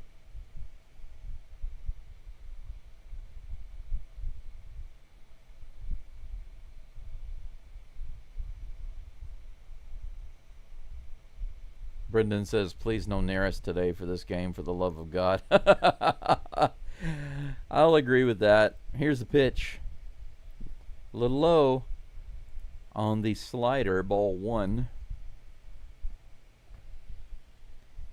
Perdomo batting righty. Sousa a lefty. Here is the... Whoa. Kept that preview up way too long. Here comes the next pitch. Low again. This one's almost in the dirt. Caratini lifts his mask and comes out to take a little break. 3 balls and no strikes right out of the gate. 3 straight balls from Sousa. Every one of them too low. And that last one really low. Here comes the 3-0 pitch. A 4-pitch walk too far inside. Sousa can't even throw a strike. We have bases loaded with 2 outs. Why? Why? Perdomo, guys, Perdomo is the 9th batter. The 9th batter in the lineup. Why do you walk him on 4 pitches so you can pitch to Marte with bases loaded? Why would you do that? Just throw a freaking strike. Make him hit. Make him hit. Caratini's going to take... Travis says, I punched a copperhead once. It came after me. I tried to run away backwards so I could still see it.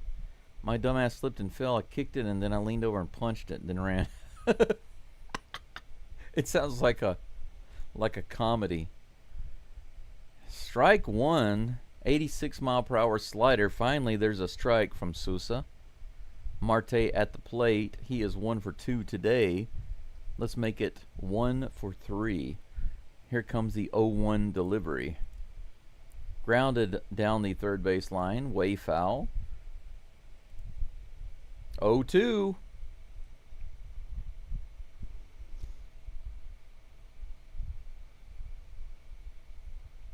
Yeah, thanks for visiting. That's right, Jordan. If I see a copperhead in my yard, unless I have kids around, I'm just going to let him go and say thanks for visiting. Here's the 0-2 pitch. This is hit high in the air. Should be playable. Zach Short is back. Taylor Trammell comes in and calls him off, and he's got it.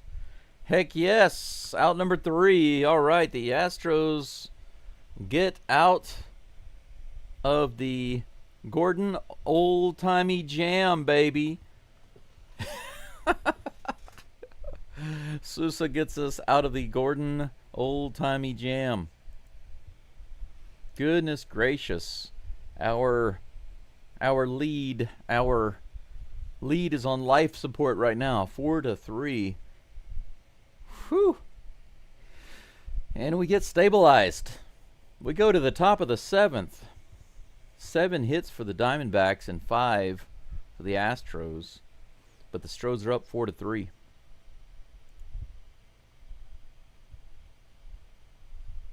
Yeah, Jordan, you're right. That's exactly right. If it's a dangerous situation, okay? Now, don't get me wrong. I don't like snakes, but I respect them. And I found that it's the same with bugs and insects and flying creatures and stuff like that. Since I've been living out here at my house, especially in Japan, they have a lot of insects and little animals and things that we don't have in the U.S. And some of them are just different. So learning to recognize them and what the dangers are and what the benefits are, et cetera, it's very, very important. So whenever I see something that I don't know what it is, I do my best to take a picture of it and figure out what it is. If it's causing some kind of harm or causes some kind of harm to me or my property or anything around here, then I will end it or drive it away. But just like the rat snake that's back here, it's not poisonous. And I don't like that he's killing the frogs. I like having all the frogs. They kill the bugs. I like those. I like the frogs. And they also help put me to sleep at night, so I can hear the the frogs at night in the rice fields and stuff. It's like having a bedtime tune going out there. So I don't want the snakes to kill the frogs, but I also know that they get the mice and those little pests and varmints, the vermin. So the rat snake, I don't want to mess with those. But a pit viper, that's a different story. However, they don't typically come around here. I haven't seen any around my house. Just the rat snakes and there's another snake that's harmless, mostly. Chaz shows a bunt, gets it down. He's going to have an infield hit. Yes, he is. He beats it out. Chaz McCormick goes bunt, baby. That's what we're talking about right there. The very first pitch, a sneaky bunt to the left side. But Chaz beats it out. Put his head down. Boom, baby. Leadoff hit for the Astros, leadoff base runner. Bryce Matthews comes to the plate. MVP of the game so far with a 3-run blast. Batting 143 for the Astros. He's been bringing that up recently. 1 for 2 today. Here comes the first pitch. Nope. Gallen goes to first base, but McCormick is back.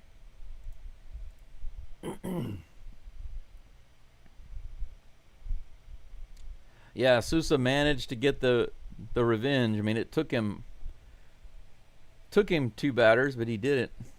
Here's the first pitch to Matthews. It's hit hard to left field. It might be gone. It is. Bryce Matthews with his second home run. A 2-run shot. No kidding. No kidding. Bryce Matthews on the very first freaking pitch. He cranks it to left field. It is gone. It is gone. A 3-run shot and now a 2-run shot by Bryce Matthews. Things are looking up for our rookies and for this team in the second half with that. Holy freaking cow. The very first pitch, he punishes Gallen, and immediately the pitching coach is going to come out and have a little chit-chat. Bryce Matthews, 5 RBIs, guys. 5 RBIs in this game and 2 home runs in just 3 at-bats. 6-3, and they are pulling Gallen out of the game. That's going to be it. His day is over. Bryce Matthews knocks Zach Gallen out of the game and gives the Astros another comfortable lead.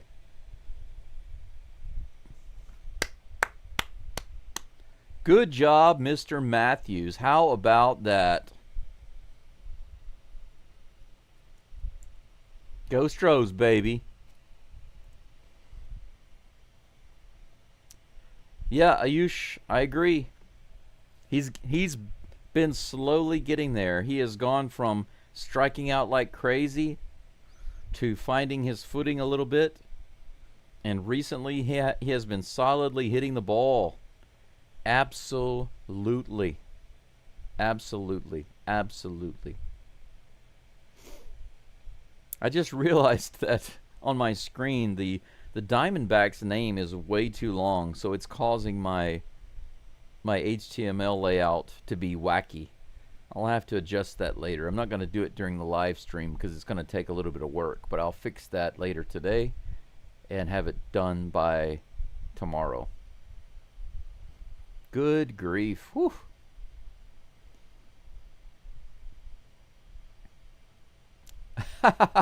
I see Nightbot is deleting some of your messages because of too many symbols, right? Too many symbols, too many caps. Sorry about that. I'm still working with the settings to try. It's just to deter spammers, but the settings are still a little too strict. I'll have to go in and look at it again. Yeah, I mean, without Bryce Matthews today, we would be losing 3-1.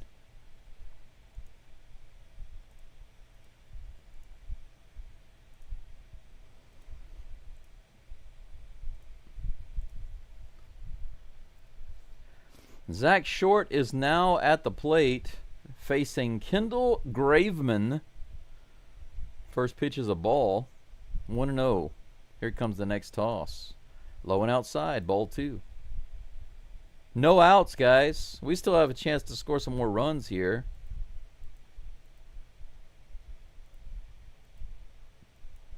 How do you spell his name? Kendall. Graveman. Zach Short fouls that one over on the left side for strike 1. 2-1 is the count.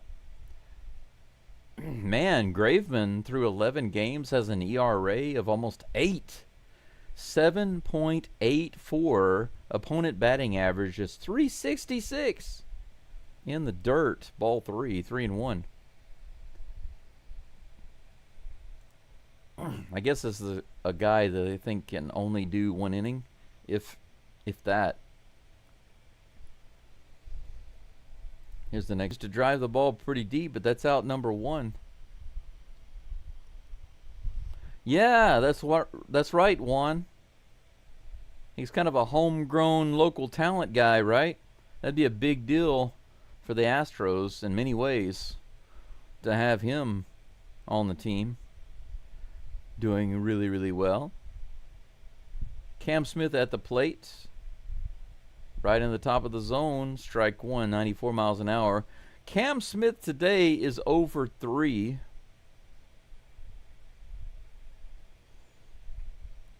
See if he can turn it around right here. That ball's in the dirt for ball 1. The count's even, 1-1. 1 out, nobody on. Astros already have a couple of runs in this inning thanks to another home run from Bryce Matthews. Here's the pitch. Too far inside, almost hit him. 2 balls and 1 strike.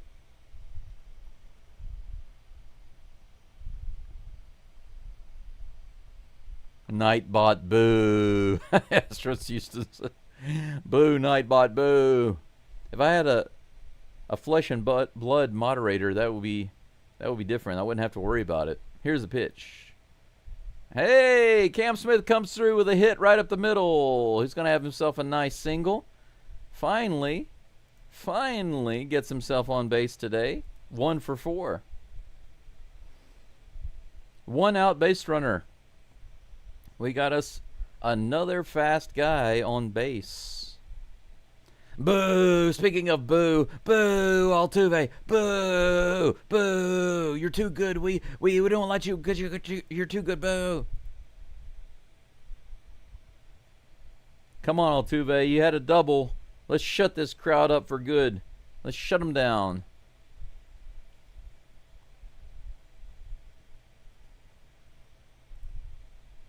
Graveman's first pitch on the way. Altuve check swings.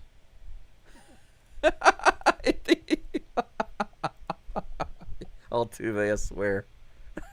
He's done that like 4 times this season. It's a ball on a check swing. It's called a ball, but he appeals to first base. Nobody else did that. Swing and a miss on the outside. Strike 1. Oh my gosh. The laughing made me cough. 1 ball, 1 strike. God bless Altuve.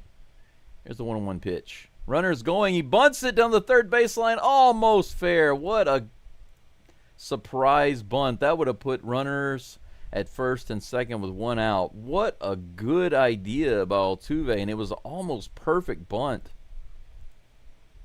1 ball and 2 strikes now.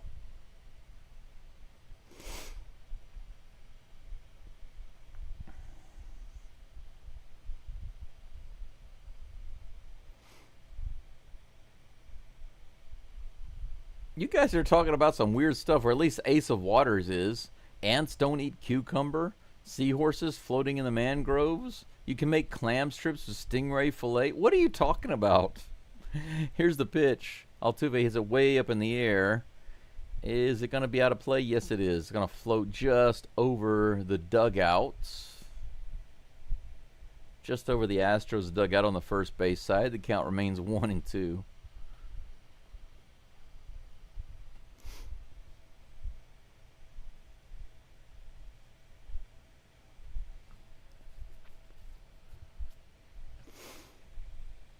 Kendall Graveman on the mound for the D-backs. Runner on first with 1 out.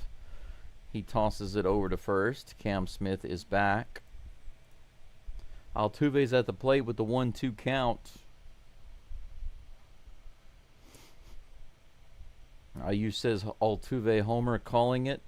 He almost had one earlier. It was just a couple of feet away. Here comes the toss. In the dirt. 2 balls, 2 strikes. 2 balls, 2 strikes. 2 Altuve.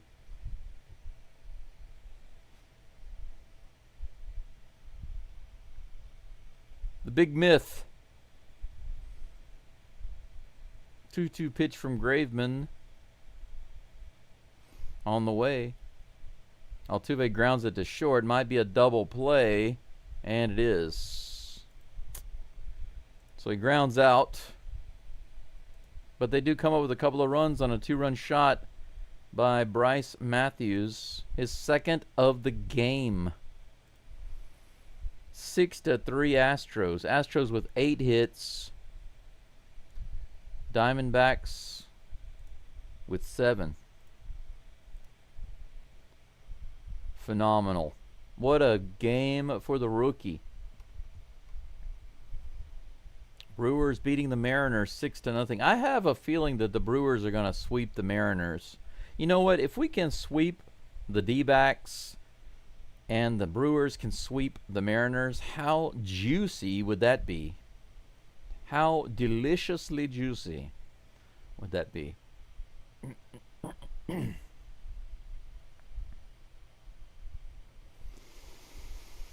All right. Whew. What a game.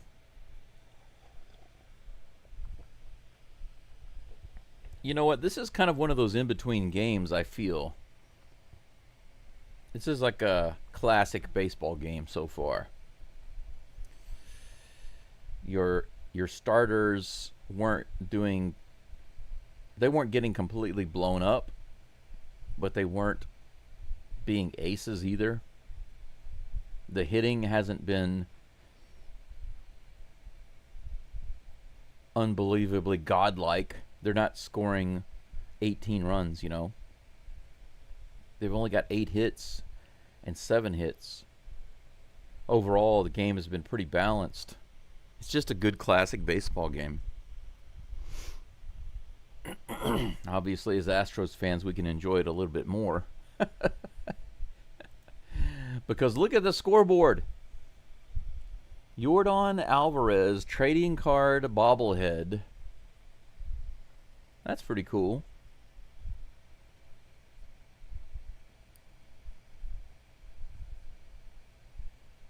During the rest of the season, I wish I had an opportunity to come stay near the park, Daikin Park, and get tickets for the rest of the season. Do my live broadcasts somehow while watching the games locally. I don't know how I would do that, but it'd be awesome to get all these things that they're giving away. Sousa is still in the game. He's facing Corbin Carroll. The first pitch is below the zone for ball 1. Here's the next toss. Bounce down the first base line for strike 1. The count is even. For those of you who do not know, whenever I get to 1,000 subscribers, I am giving away a small box of goods from Japan. I'm going to toss some local things in there and ship it to wherever you are, whoever the winner is.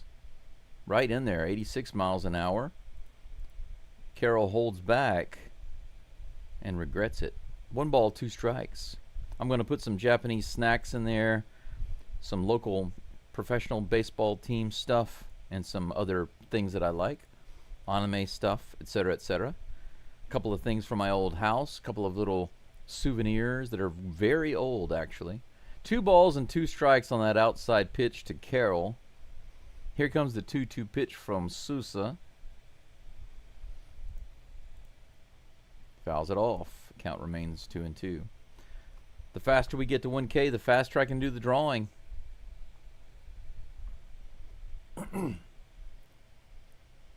By the way, if you guys want to donate, I have lots of ways you can donate to me. But the more you donate, I think the more interesting things that I can put in the box. Fouled off again, 2-2. Right now, my primary income is partial disability based on my condition with cancer. And so my income is almost nothing. So I can't afford to put too much in there. But as my channel grows, swing and a miss. Sousa wins the battle against Corbin Carroll. That's the first strikeout, actually, for Sousa. And his second out. 3 batters faced, 2 put away. 1 out this inning. Next batter is Lourdes Gurriel.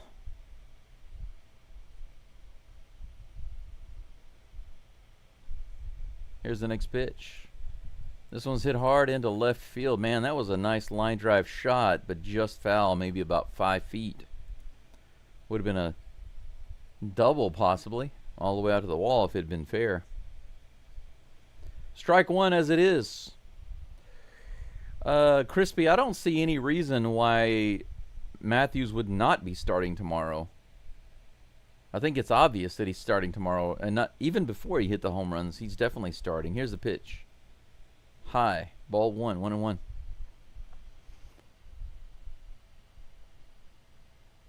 Mangoes are expensive here in Japan, but then again, a lot of fruit is expensive in Japan. Here's the 1-1 pitch to Gurriel.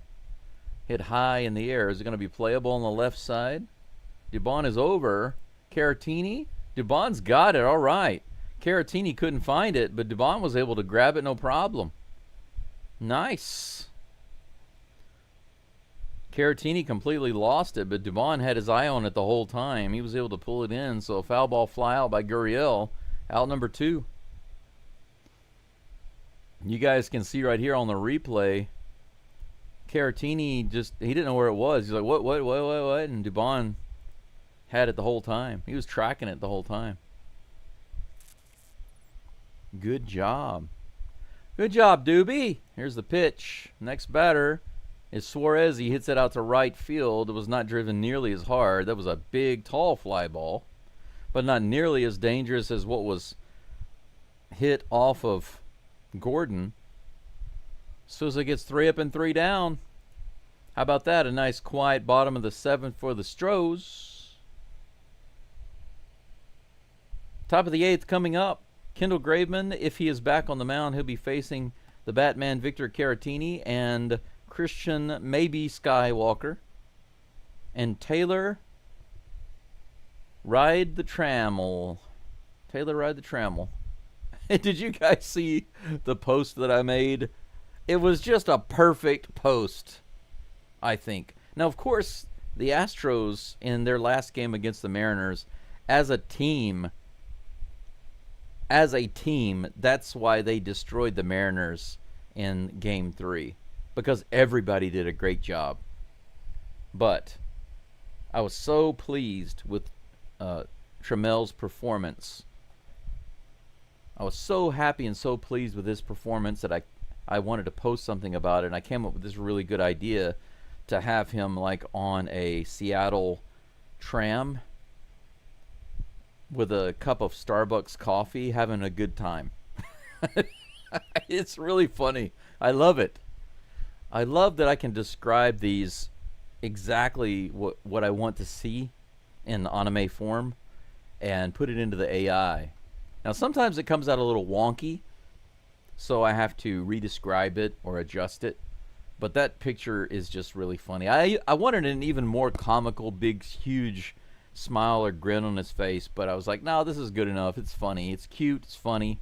But the joke is that he's Tramel, right, on a tram in Seattle, enjoying his afternoon. It's really, really funny. If you guys haven't seen it, you can go look at my community post section. I post regularly on there.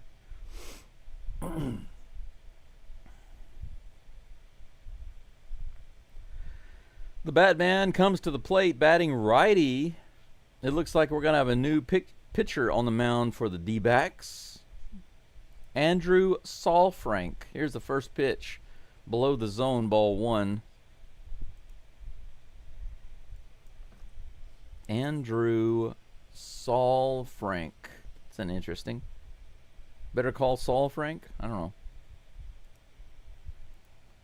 Ball 2. 2-0. Super Saiyan Altuve.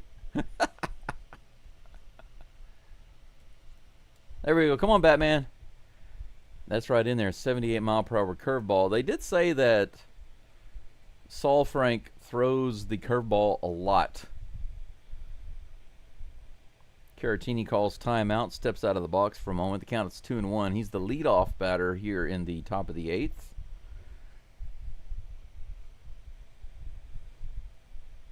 Here comes the pitch. Grounded down the third base side, foul. 2-2. When I think of Altuve, I always think of Naruto. He is the real-life Naruto. He really is. In so many ways.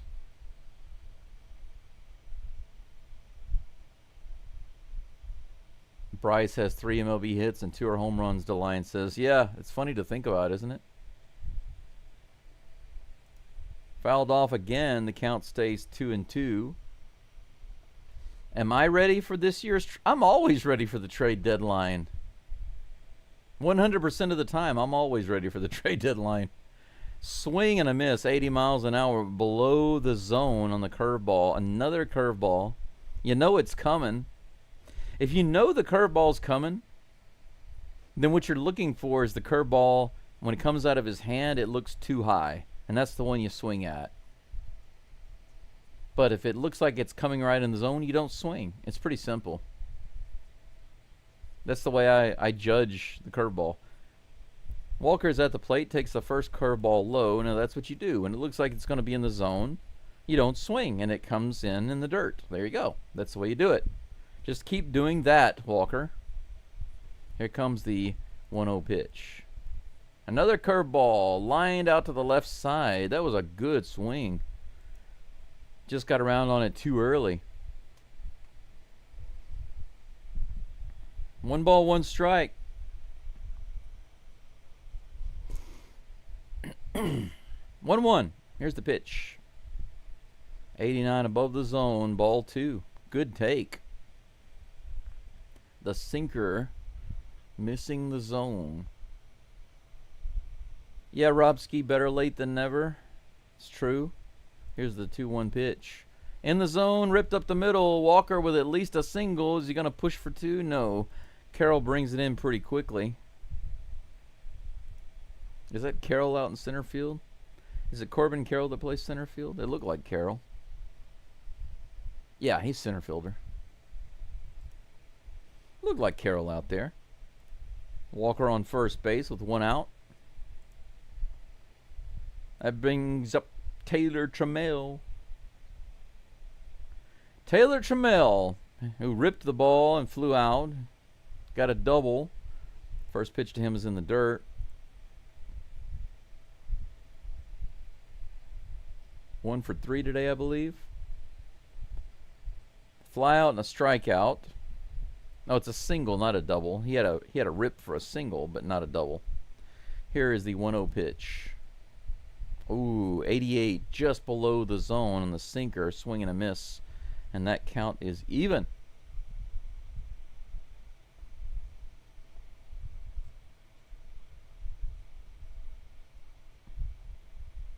Here's the next pitch. Swing and a miss. 1 ball, 2 strikes to Trammell.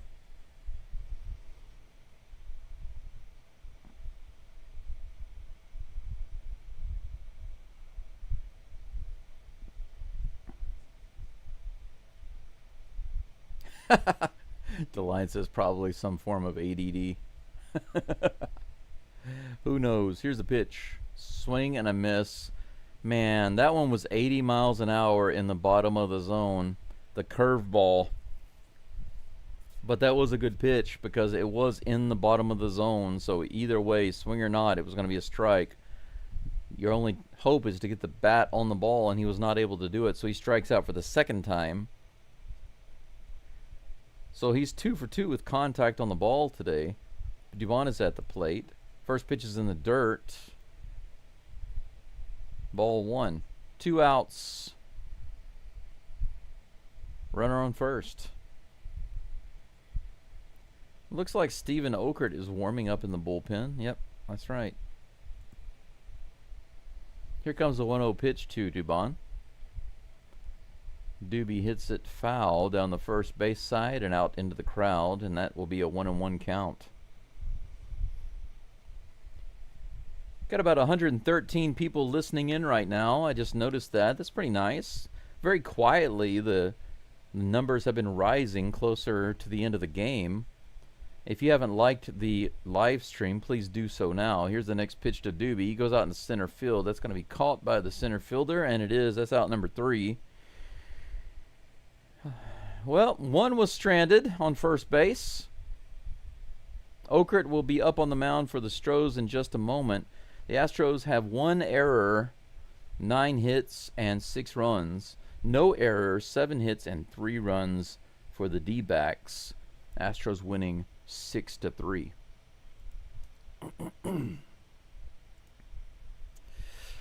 Old Dog says, what's this about playing cards? Old Dog, look. Oops. I'll say, look. I guess I'll tag you. How about that?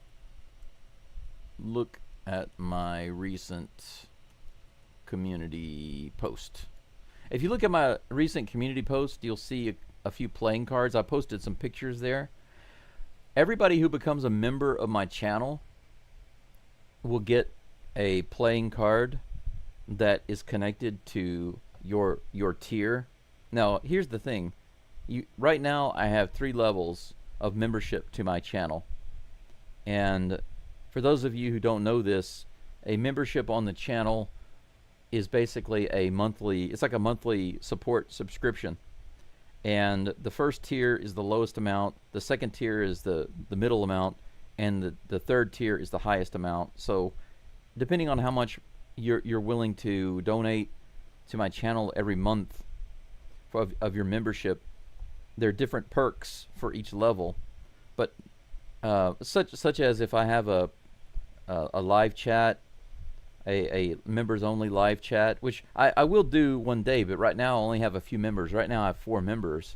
So doing a live chat with 4 members when you guys are on is kind of hard to figure out and do right now. But they're watching some videos early, premieres that are only available to members for like a full day before they're available to everybody else. Little perks like that. But here's the other thing I decided to do is for each tier, there's a different trading card. It's a digital trading card that I make of each member. And one is a rookie card, one is an all-star card, and one is a special limited edition kind of card. Okert is on the mound, by the way. First pitch is on the way to Bo Naylor. Josh Naylor, not Bo Naylor. Outside, ball 1. But anyway, the reason I said that is because Tier 1 is the rookie card, Tier 2 is the all-star card, Tier 3, the highest tier, is the rare card. Outside and low, ball 2, 2-0 to Naylor. Now, here's the thing. If you become a member at the Tier 1, you get just the rookie card. If you become a Tier 2 member, you get 2 cards. If you become a Tier 3 member, you get all 3 cards. Brings it in. A leadoff single for the D-backs. Naylor is a big dude. He's got the dad bod. The dad bod going.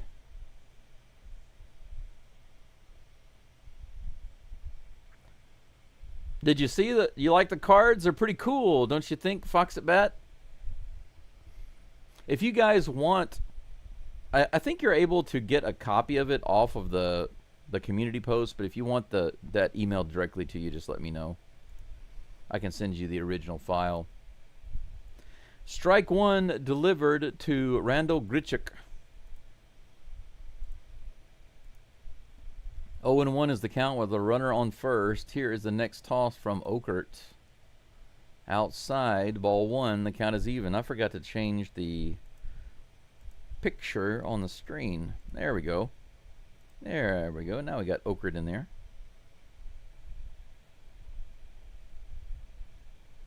Here comes the next pitch. Check swing. They say he did not go. 2 balls and 1 strike. I just noticed that my pitcher pictures are taking up too much real estate. I don't know why that suddenly changed. It's kind of strange, but whatever. I'll fix that. There we go. Just blocking my base runners. 2 balls and 1 strike. Grounded to third. Dubon is going for the double play. How about that? Dubon to second base. Was that Matthews covering?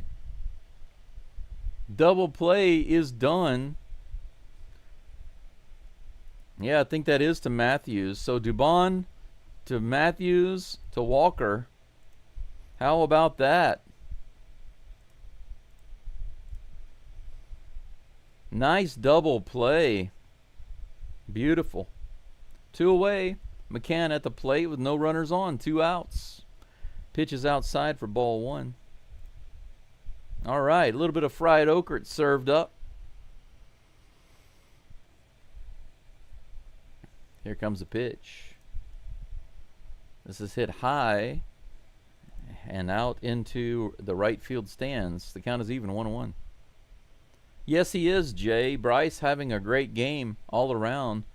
Just like Trammell had. You know, Trammell had, I mean, of course, Trammell's game wasn't as big as this one because of Matthews' 2 homers. But offensively and defensively, very similar. Good game on both sides. That's a high pitch to McCann. 2 balls and 1 strike. Yeah, crispy. Teamwork. You better believe it.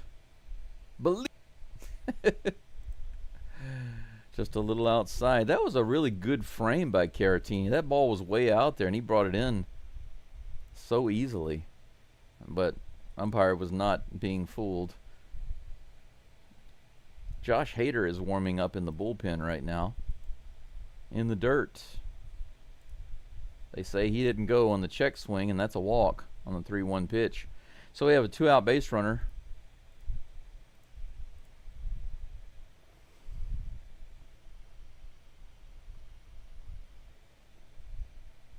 By the way, guys, just to let you know about the membership playing cards, I had some really good ideas about it, and I'm trying to figure out how to make the playing cards directly available to my members. Because, for example, if somebody donates through Buy Me a Coffee or PayPal or something like that, I have an email address and I can send it to you, right? But my members, I don't know your email address, and I don't want to just ask for email addresses. First pitch is a little out of the zone for ball 1 to Blaze Alexander. So I'm trying to find a way to make the cards available for you to download them and keep them for yourself. I just haven't figured out how to do that yet. It's a new thing for me.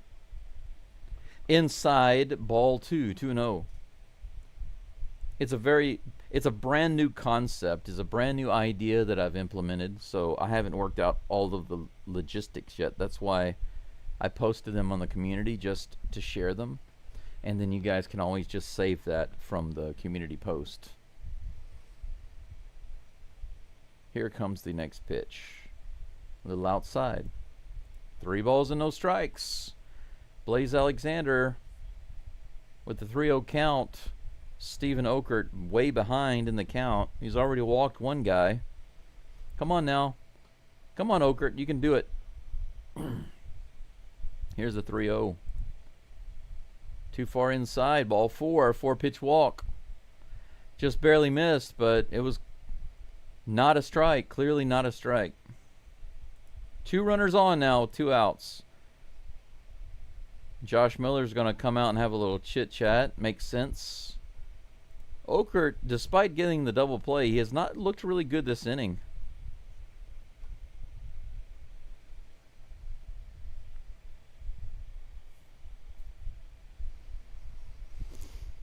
He's not looking completely on at the moment. They're having a little meeting on the mound. Bring the infield in and the pitching coach. Brewers beating the Mariners 6-0. Thanks, Fox at Bat. I appreciate that. Good news there. 2 on, 2 outs. The ninth batter at the plate, Geraldo Perdomo, coming to the plate to face Steven Okert.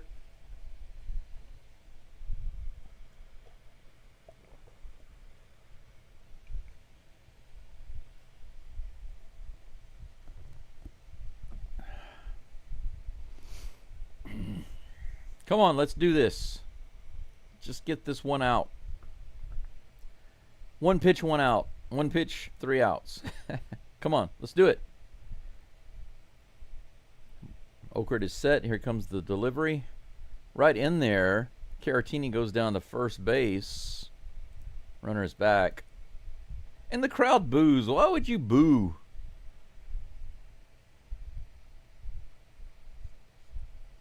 What is the point in booing? It's like booing when your guy he swings and he misses the ball and you boo. Why would you boo that? Or the pitcher throws a strike. Can you imagine if the pitcher throws a strike, the batter takes it, and it's right in the middle of the zone, it's clearly a strike, and then the crowd boos? Can you imagine that? It doesn't make any sense. Here's the 1-1 pitch to Perdomo. Hit high in the air. He throws his bat down. Walker's underneath it. Puts it away for out number 3. Fried Okert manages to get out of the inning without any damage done. 1 hit given up. Couple of walks. But with a double play and an infield fly, the D-backs are de-toothed. We go to the top of the 9th, guys. We're almost there. We're in the home stretch now.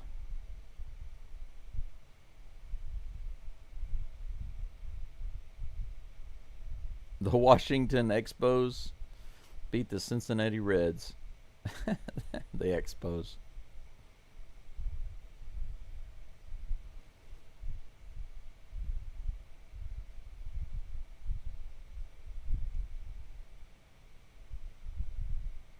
Yeah, you're right, Juan. Juan's talking about walking the 7th and 8th man in the lineup. You have 9 defenders to help. Well, you could say 8.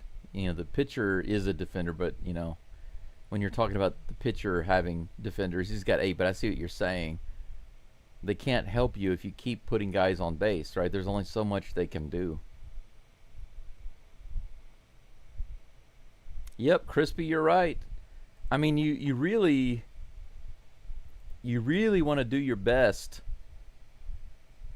to limit the amount of at-bats the top of the order has. I mean, it's common sense, right? It's common sense that you want to get those guys out so that you limit their big hitters' time at the plate, right? But at least he got through it. He gave up too many base runners, but at the very least, he got through it and didn't give up any runs. So that's the main thing. That's the main thing.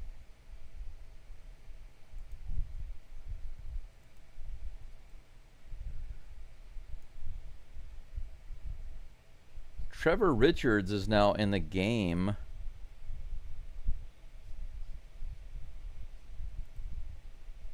For Arizona. Oh, I just realized I've got the wrong picture on the screen. I've still got the...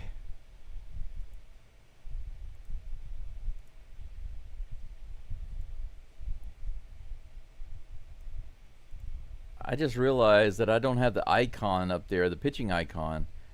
McCormick is at the plate with a 1-1 count. I've missed the first 2 pitches because I'm trying to adjust something on my screen here.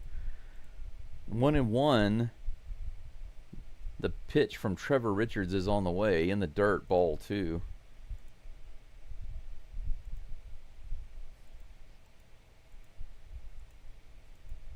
Why can't I click on the... There it is. Trevor Richards. Here's the next pitch. Foul down the third baseline by McCormick. Counts 2-2. I actually don't have a pitcher's icon made for the Diamondbacks. Can you believe that? I'm a little shocked at that.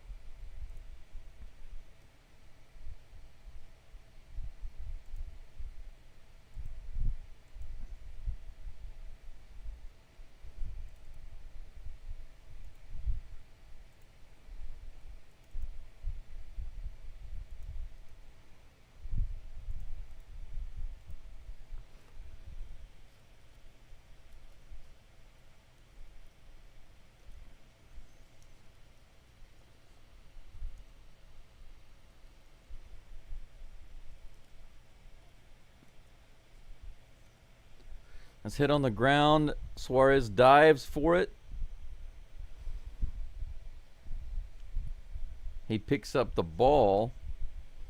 Hang on just a second. Let me see what's going on here. I'm trying to make something. Chas McCormick actually hit the ball. He gets on base.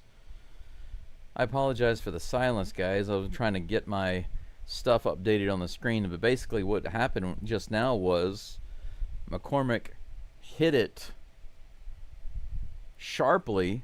Suarez dove for the ball, made a bit of a wild throw, and McCormick turned around first base. He was thinking about going to second, and he had to quickly go back to second base. So we have ourselves a leadoff runner at first.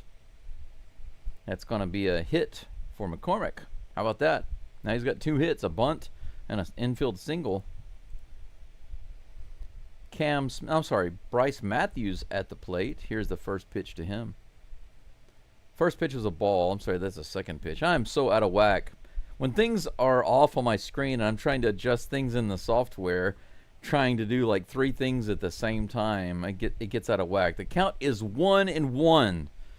Here comes a 1-1 pitch to Bryce Matthews. Chas is stealing. Here's the throw. He's in there, safe. Second steal of the year for McCormick. We got ourselves a runner in scoring position with no outs. How about that? Chas getting a little productive here.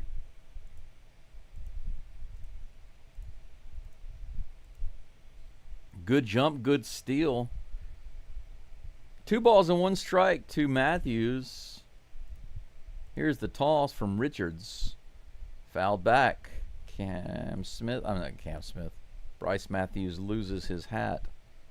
Man, Cam Smith and Bryce Matthews look so similar from a distance on the screen. They're both slender, tall.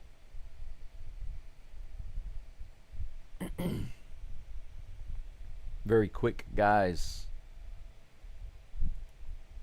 2 balls and 2 strikes. Matthews takes a timeout there.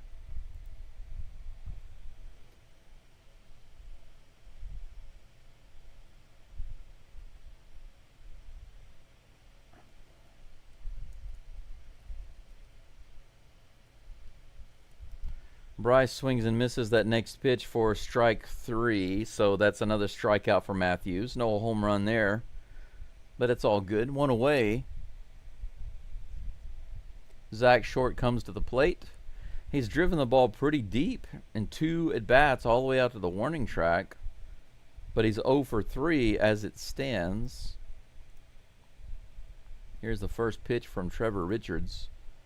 91 right in there, missed for strike 1.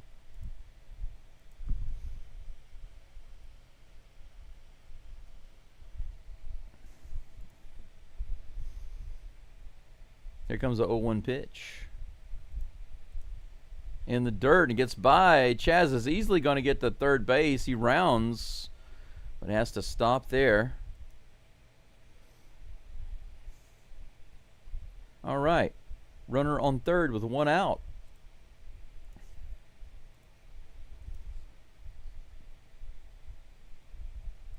Man, this guy has white hair. I don't know if it's because of medicine or early gray or age. I don't know. Short takes a pitch up and in for strike 2.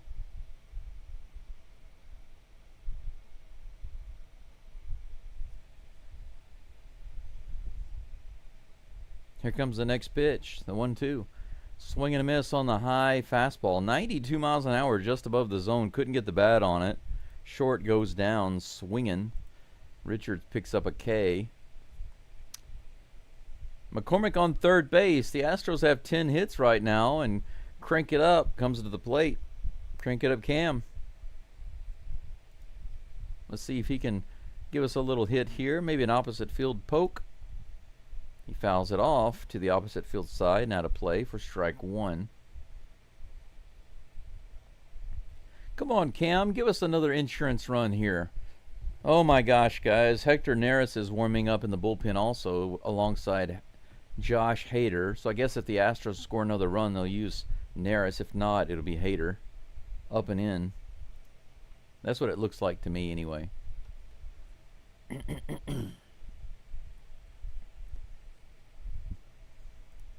Neris is not actively pitching right now. He's not actually warming up.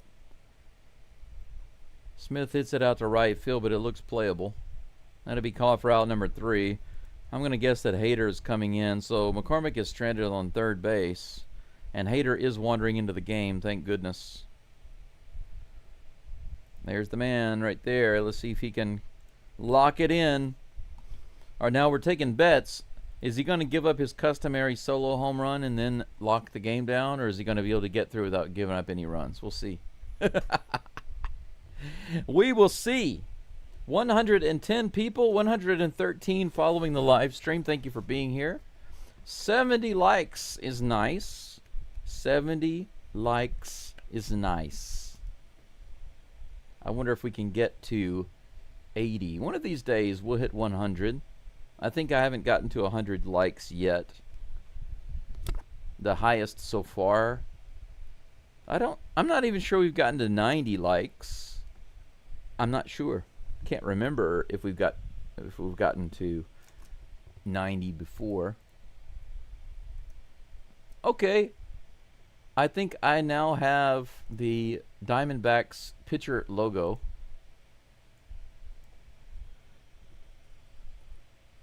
I can change it out on screen. Give me just a second here.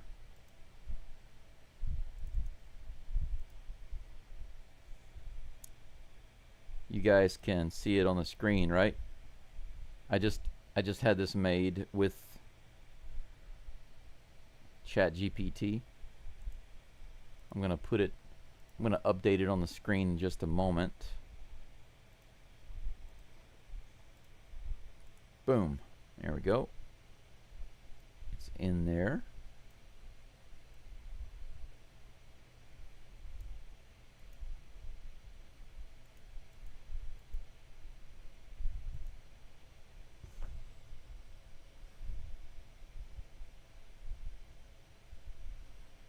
There we go. All right. But they got him holding a trident. See, this is where the AI gives me fits, because I'm like, I need you to use this style but make it for this team. And it does, but then it includes something from the last picture. It put the trident in there, so I'm gonna have to remake it again. Just again, please, but without the trident.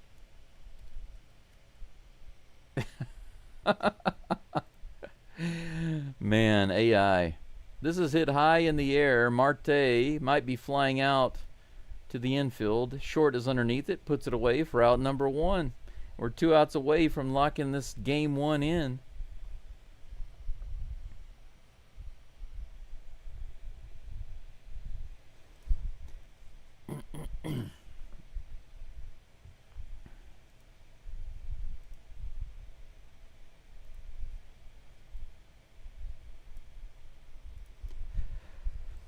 Corbin Carroll's at the plate with 1 out, nobody on. First pitch, fouls it off. Strike 1. We are in the bottom of the 9th. 6-3 Astros. 10 hits versus 8 hits. 1 error versus no errors. Error or not, Astros are in the lead. That ball is in the dirt. Bounces away. 1 ball, 1 strike. to Mr. Corbin Carroll.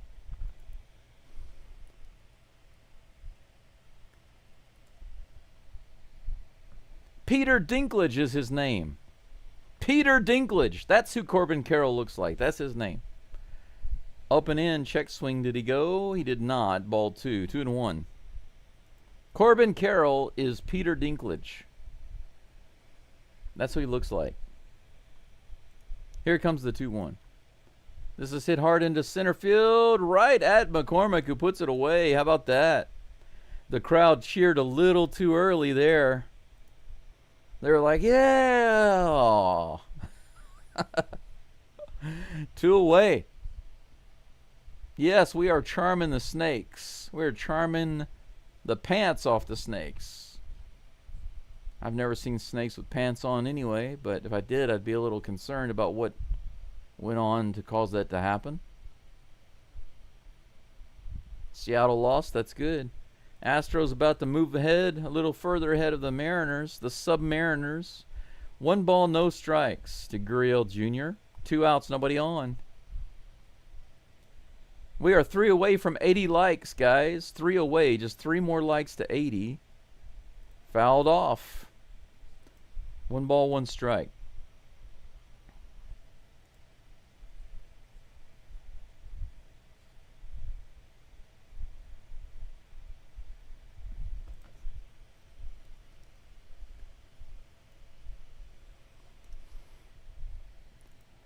That's hit foul over on the right side, but out of play, so the count will stay. Or, I'm sorry, the count will move to 1-2.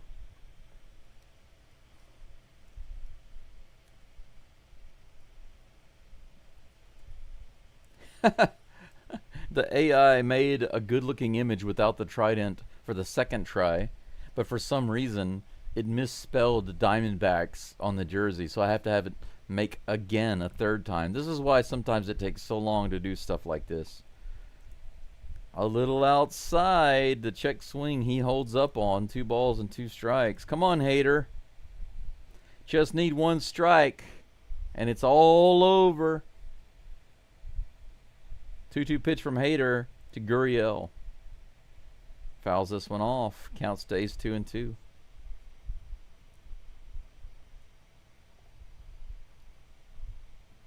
Yep. Hey, Caesar, good to see you.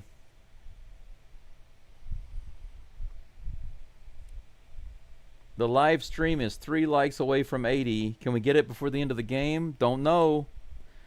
2 balls and 2 strikes with 2 outs. Nobody on. Gurriel, after a short break, steps back into the batter's box. Hader's up on the rubber. 2 more likes. Here's the pitch.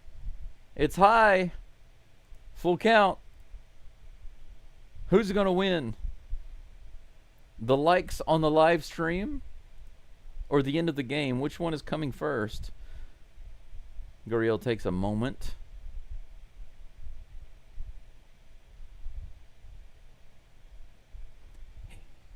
Hader's back up on the rubber. Here's the pitch. In the dirt. Ball 4. Hader extends the game. Don't do that. Don't go extending the game, bro. Hey, we just hit 80 likes. Arigato gozaimasu. I guess they just wanted to face Suarez. Look at this. Suarez comes to the plate with Gurriel on first base and 2 outs. What in the world is it with Josh Hader? Can't just give us a nice solid inning. Got to make it interesting. 84 outside, ball 1. Yeah, they did get rattled, old dog, but they're trying to rattle back right now. Let's see if Hader can shut it down. Here's the 1-0 pitch. In the dirt, ball 2. Can't go falling apart now.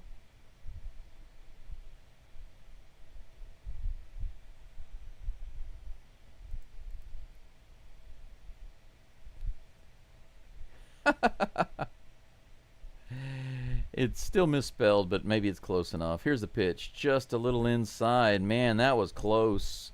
But ball 3. 3 straight balls to Suarez. Maybe Hader doesn't want to pitch to him. But you know what? You don't want to put the tying run at the plate, right? Here's the pitch.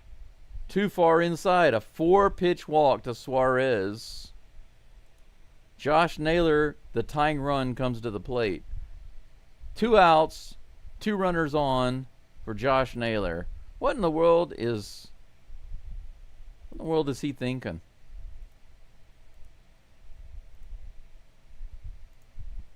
What in the world is Hader trying to do?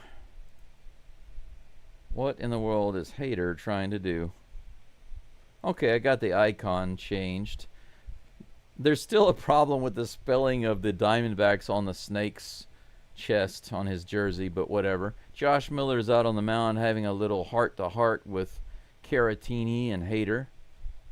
Just a little quick meeting. Astros baseball, baby.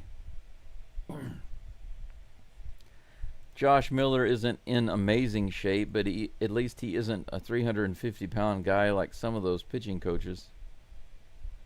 I would really like to see all of our managers and coaches just in great shape, you know. It just sets a good example. It's an athletic sport. This is one of the main reasons why I started studying Chinese and Japanese, because it didn't make any sense to me if I wasn't completely fluent in another language. I think it's not good for a teacher of one language to not be able to speak another language. That's what I think. Look and see what's going on around the league. Scores that are important to the Astros in particular. Those are the only ones that I really care about. Yes, it was a cold-blooded victory for the Astros against the Reptiles. Colton Gordon gets the win. He's 4-2 now. He almost pitched 6 full innings. He went 5.2. Got into a little bit of trouble with a couple of walks.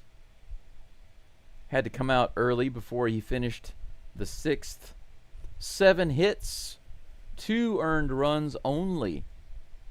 4 strikeouts, 2 walks. Gordon, if you look at his stats, you can see that his strength is just keeping the ball mostly in the park, mostly in play, and the other team has to rely mostly on luck where the ball comes down, because when you pitch that many innings, you only have 4 strikeouts.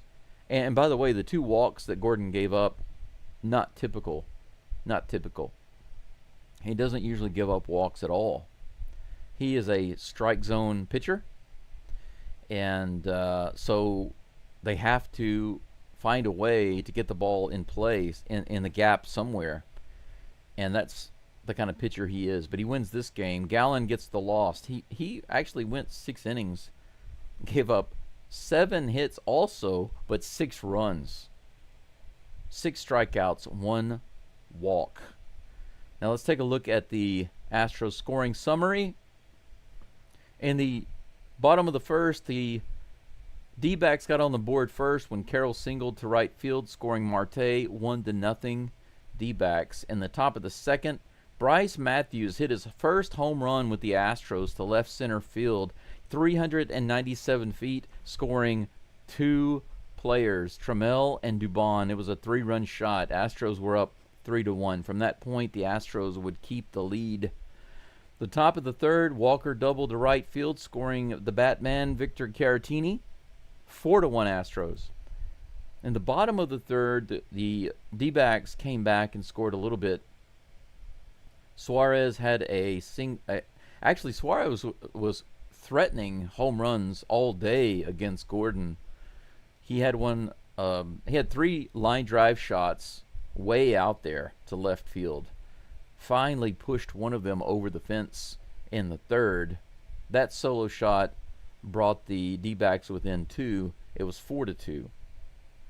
In the bottom of the fifth, the D-backs would score again on a sacrifice fly by Gurriel, scoring Carroll. But that's the closest the D-backs would get at 4-3, because in the top of the 7th, Bryce Matthews struck again, just like a snake. He struck again with his second home run of the game to left center field. 423 feet, scoring Chas McCormick 6-3. And that would be the final score of the game. The Astros now 58-42. And because the Mariners lost today, we have another full game ahead of them. So with beating the Mariners yesterday and then winning this game today, that's 2 full games we've been able to get back against the Mariners. That's awesome. Awesome stuff. Let's see if we can take a look.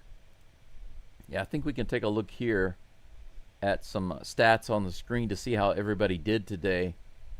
Cam Smith, let's see. Cam Smith he went 1 for 5. Didn't have a really great day. He had 1 hit. And Altuve in the DH spot went 1 for 4. Caratini 1 for 4. Walker 2 for 4, actually, with an RBI. I expected him to do a little better today, maybe because I felt that he would be more comfortable in this ballpark, and he did have a good day. Let's see here. Taylor Trammell did go 1 for 4, but he was hitting the ball really hard. Dubon 0 for 3, unfortunately. Not too good of a day today. But he did score a run. I think that he had a walk. McCormick 2 for 4. Started off rough, but came back with a couple of hits. Was able to get on base and score 1 time. Bryce Matthews, of course, was the big talk of the day. Without his performance, the Astros would have lost this game because he had so many RBIs. He had 5 RBIs. Without his RBIs, the Astros would have lost 3-1. Unbelievable. 2 for 4 with back-to-back homers. What a great game. Zach Short went 0 for 4. Kind of a bad performance for him today, but I will say this. He drove the ball out deep to right field 2 times to the warning track. So he was putting the bat on the ball. He did have some strikeouts, but he also drove it pretty deep. So that's hopeful. As far as our relievers, finally our relievers gave up nothing in 3.1 innings. They gave up no runs. It's nice to see that because they've been giving up too many runs recently, but they've got their act together today. Okert was a little shaky, gave up a couple of walks and a hit, but was finally able to get out of it. Hader was also shaky in the 9th inning, walked a couple of guys, but was able to get out of it, so they held their ground.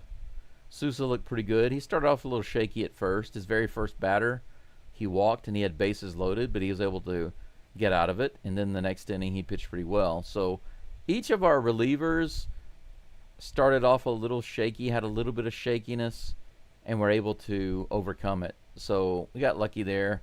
Good performance, good skill by our staff today, pitching and hitting both. This score is kind of what I expect to see for an average Astros game. If you look at the score, 6-3, I feel like the Astros should be scoring at least 5 runs a game, and that they give up 3 is okay.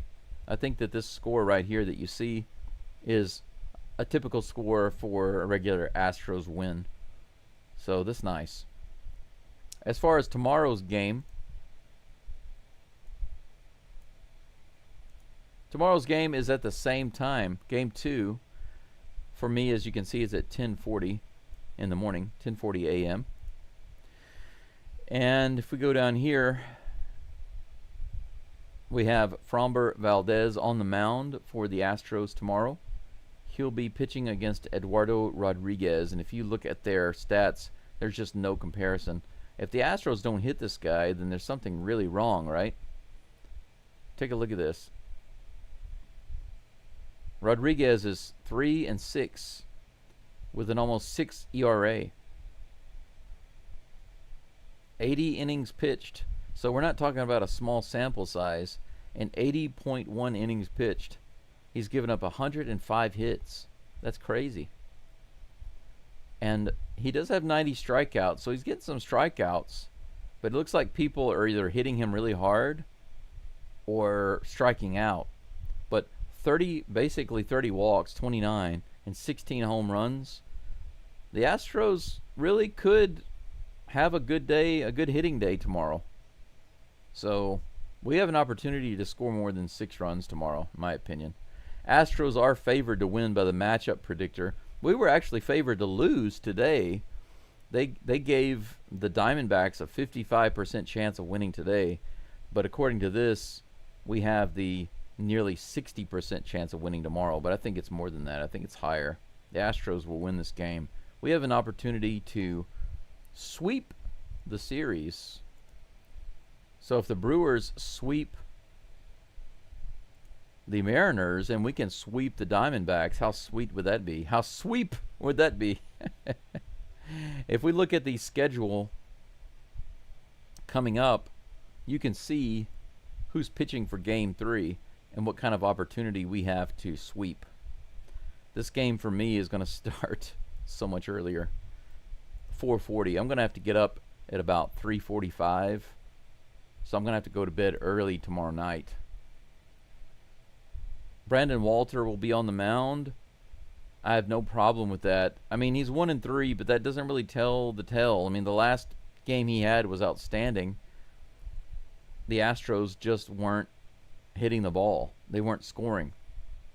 And no, I'm sorry. My bad. Let me back up. The main reason we lost that game is because of the relief pitchers, not because of Walter. Walter gave up 1 run in 6 innings, but our relievers blew the game. They gave up like 5 runs. So we could have gone into extra innings. And of course you want the Astros to be hitting the ball and scoring runs. But when your relief pitcher gives you 6 innings with 1 run, 1 earned run, and then your relievers come in and give up 5 runs, the problem there is not the hitting. The problem there is the relief pitching. So Walter's record of 1-3 doesn't really tell the tale of the tape. It's not fair. Looking forward to seeing what he will do in Game 3. He's facing Fat, and Brandon Fat's win-loss record is 10-6. His ERA is actually much worse than Walter. Walter doesn't have a bad ERA. It's just 3.66. Fat's almost 5. And in 106 innings, he's given up more than 1 hit per inning, 90 strikeouts, and 23 walks, 17 home runs. I think that this is a manageable sweep series for the Astros. I think that the hardest game was the first one, and we got through it with Colton Gordon. We got a good game out of him. We had good hitting, and our relievers held it together. Good job, Stros. All around, I can't complain. Gordon held it together today. The relievers held it together. Our young guys came through. We scored runs. Bryce Matthews was the MVP, obviously, of the day. But a kudos and a tip of the hat to Colton Gordon for limiting the damage and giving us an opportunity to win this first game. Because this one, I think, was the hardest game to win, in my opinion. Let's see here.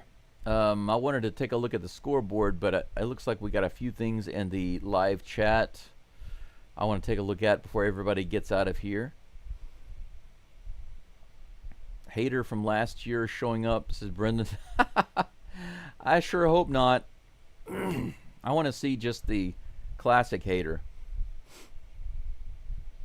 that existed before he came to the Astros. First half of the season Hater, maybe it's fine by me.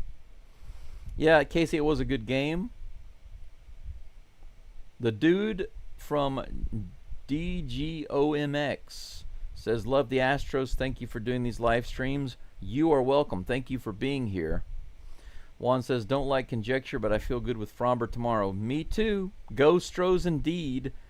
Like I said, I believe that today's game was the hardest one, and we pulled it out because of clutch rookies and a good enough performance from Colton Gordon.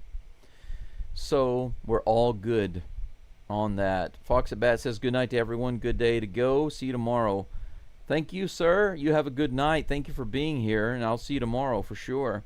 DeLion says, is this his first win? If you're talking about Colton Gordon, the answer is no. It's not his first win. He's already got a win under his belt. Maybe 2? I'll have to go and take a look. I can't remember if this is his second win or if it's his third win. But first, let's take a look at the scoreboard right quick. Anything of note? The Twins and the Dodgers are playing. Don't care about that. And let's go down. Hey, look at this. The Pirates beat the Tigers. Good job, Pirates. How about that, guys? The Detroit Tigers go down 3-0 to the Pirates. The Pirates with 9 hits. They are playing in Pittsburgh, so maybe they're getting a little bit of hometown power there. Go Pittsburgh. We are really helped out today because we pull ahead of the Mariners a little bit more and we get a little bit closer to the Tigers. That's awesome. It's a double win. Let's see if the Stankies lost. That'd be like a triple win. Let's see here. Anything else of note? Yes, the Stankies lost too. How about that? The Blue Jays beat the Stanks. So we gain on them, but of course the Blue Jays now 59-41. We got to compete with them as well. And they're getting better, looks like. But we didn't have too much trouble with them when we played them last time. I'm confident we can beat them. The Mets beat the Angels. The Angels go down. That's nice. Anything else? Wow, the Curbs got kicked to the curb, 12-4. It's nice to see. And the A's went down. But they lost to the Rangers. It doesn't matter. The battle of the worst. The Rangers and the A's. Hey, at least the Rangers are now 51-50. Just one little half a game. Is that right? Half a game above 500. Good for them. Their fans were saying they were coming for the Astros. They were coming for first place. You need to get some things fixed before you start saying stuff like that. When you beat up, when you're able to win a couple of games against a team that is as beat up as the Astros, and you think that you're going to come back and get first place, good luck with that. That's all I gotta say. And of course, the last game listed here that I like very much is this one. The Brewers beat up on the Mariners 6-0 in Seattle. I hope the hometown crowd liked that game. Wonderful. Wunderbar. Wunderbar. All right. That's it for today, guys. I think there's nothing else to say. I don't see anything else in the chat. We wound up with 83 likes, so we got over 80 today. Thank you so much. Thank you for all that you've done. Some of you just listening in. Some of you listening and liking. Some of you subscribing, listening, liking, commenting. Some of you becoming members. Some of you making donations. Everybody's doing something a little different, but all of those things are helpful to grow my channel and grow our community and to make this bigger and bigger and bigger. I really appreciate you and everything that you contribute to this Astros community. And I look forward to seeing you tomorrow. Yes, it's a good day for all fans. When the Astros win, America wins. When the Astros win, the world wins. When the Astros win, the universe wins. God is happy when the Astros win. So we're all good. The only thing left to say, as usual, is Go Stros, and I'm going to have myself a really nice lunch. It is almost 1:45 in the afternoon, and I need to get some work done around this house. So lunchtime and then cleaning and moving time. I've got some foundation work to do here at the house. Looking forward to that. Travis, thank you so much. I'll be here tomorrow too. I look forward to seeing you. Same time, same bat time, same bat channel. And I wish you all a good morning, good afternoon, good evening, wherever you are. Until tomorrow, go Stros. And I'll see you. Bye-bye.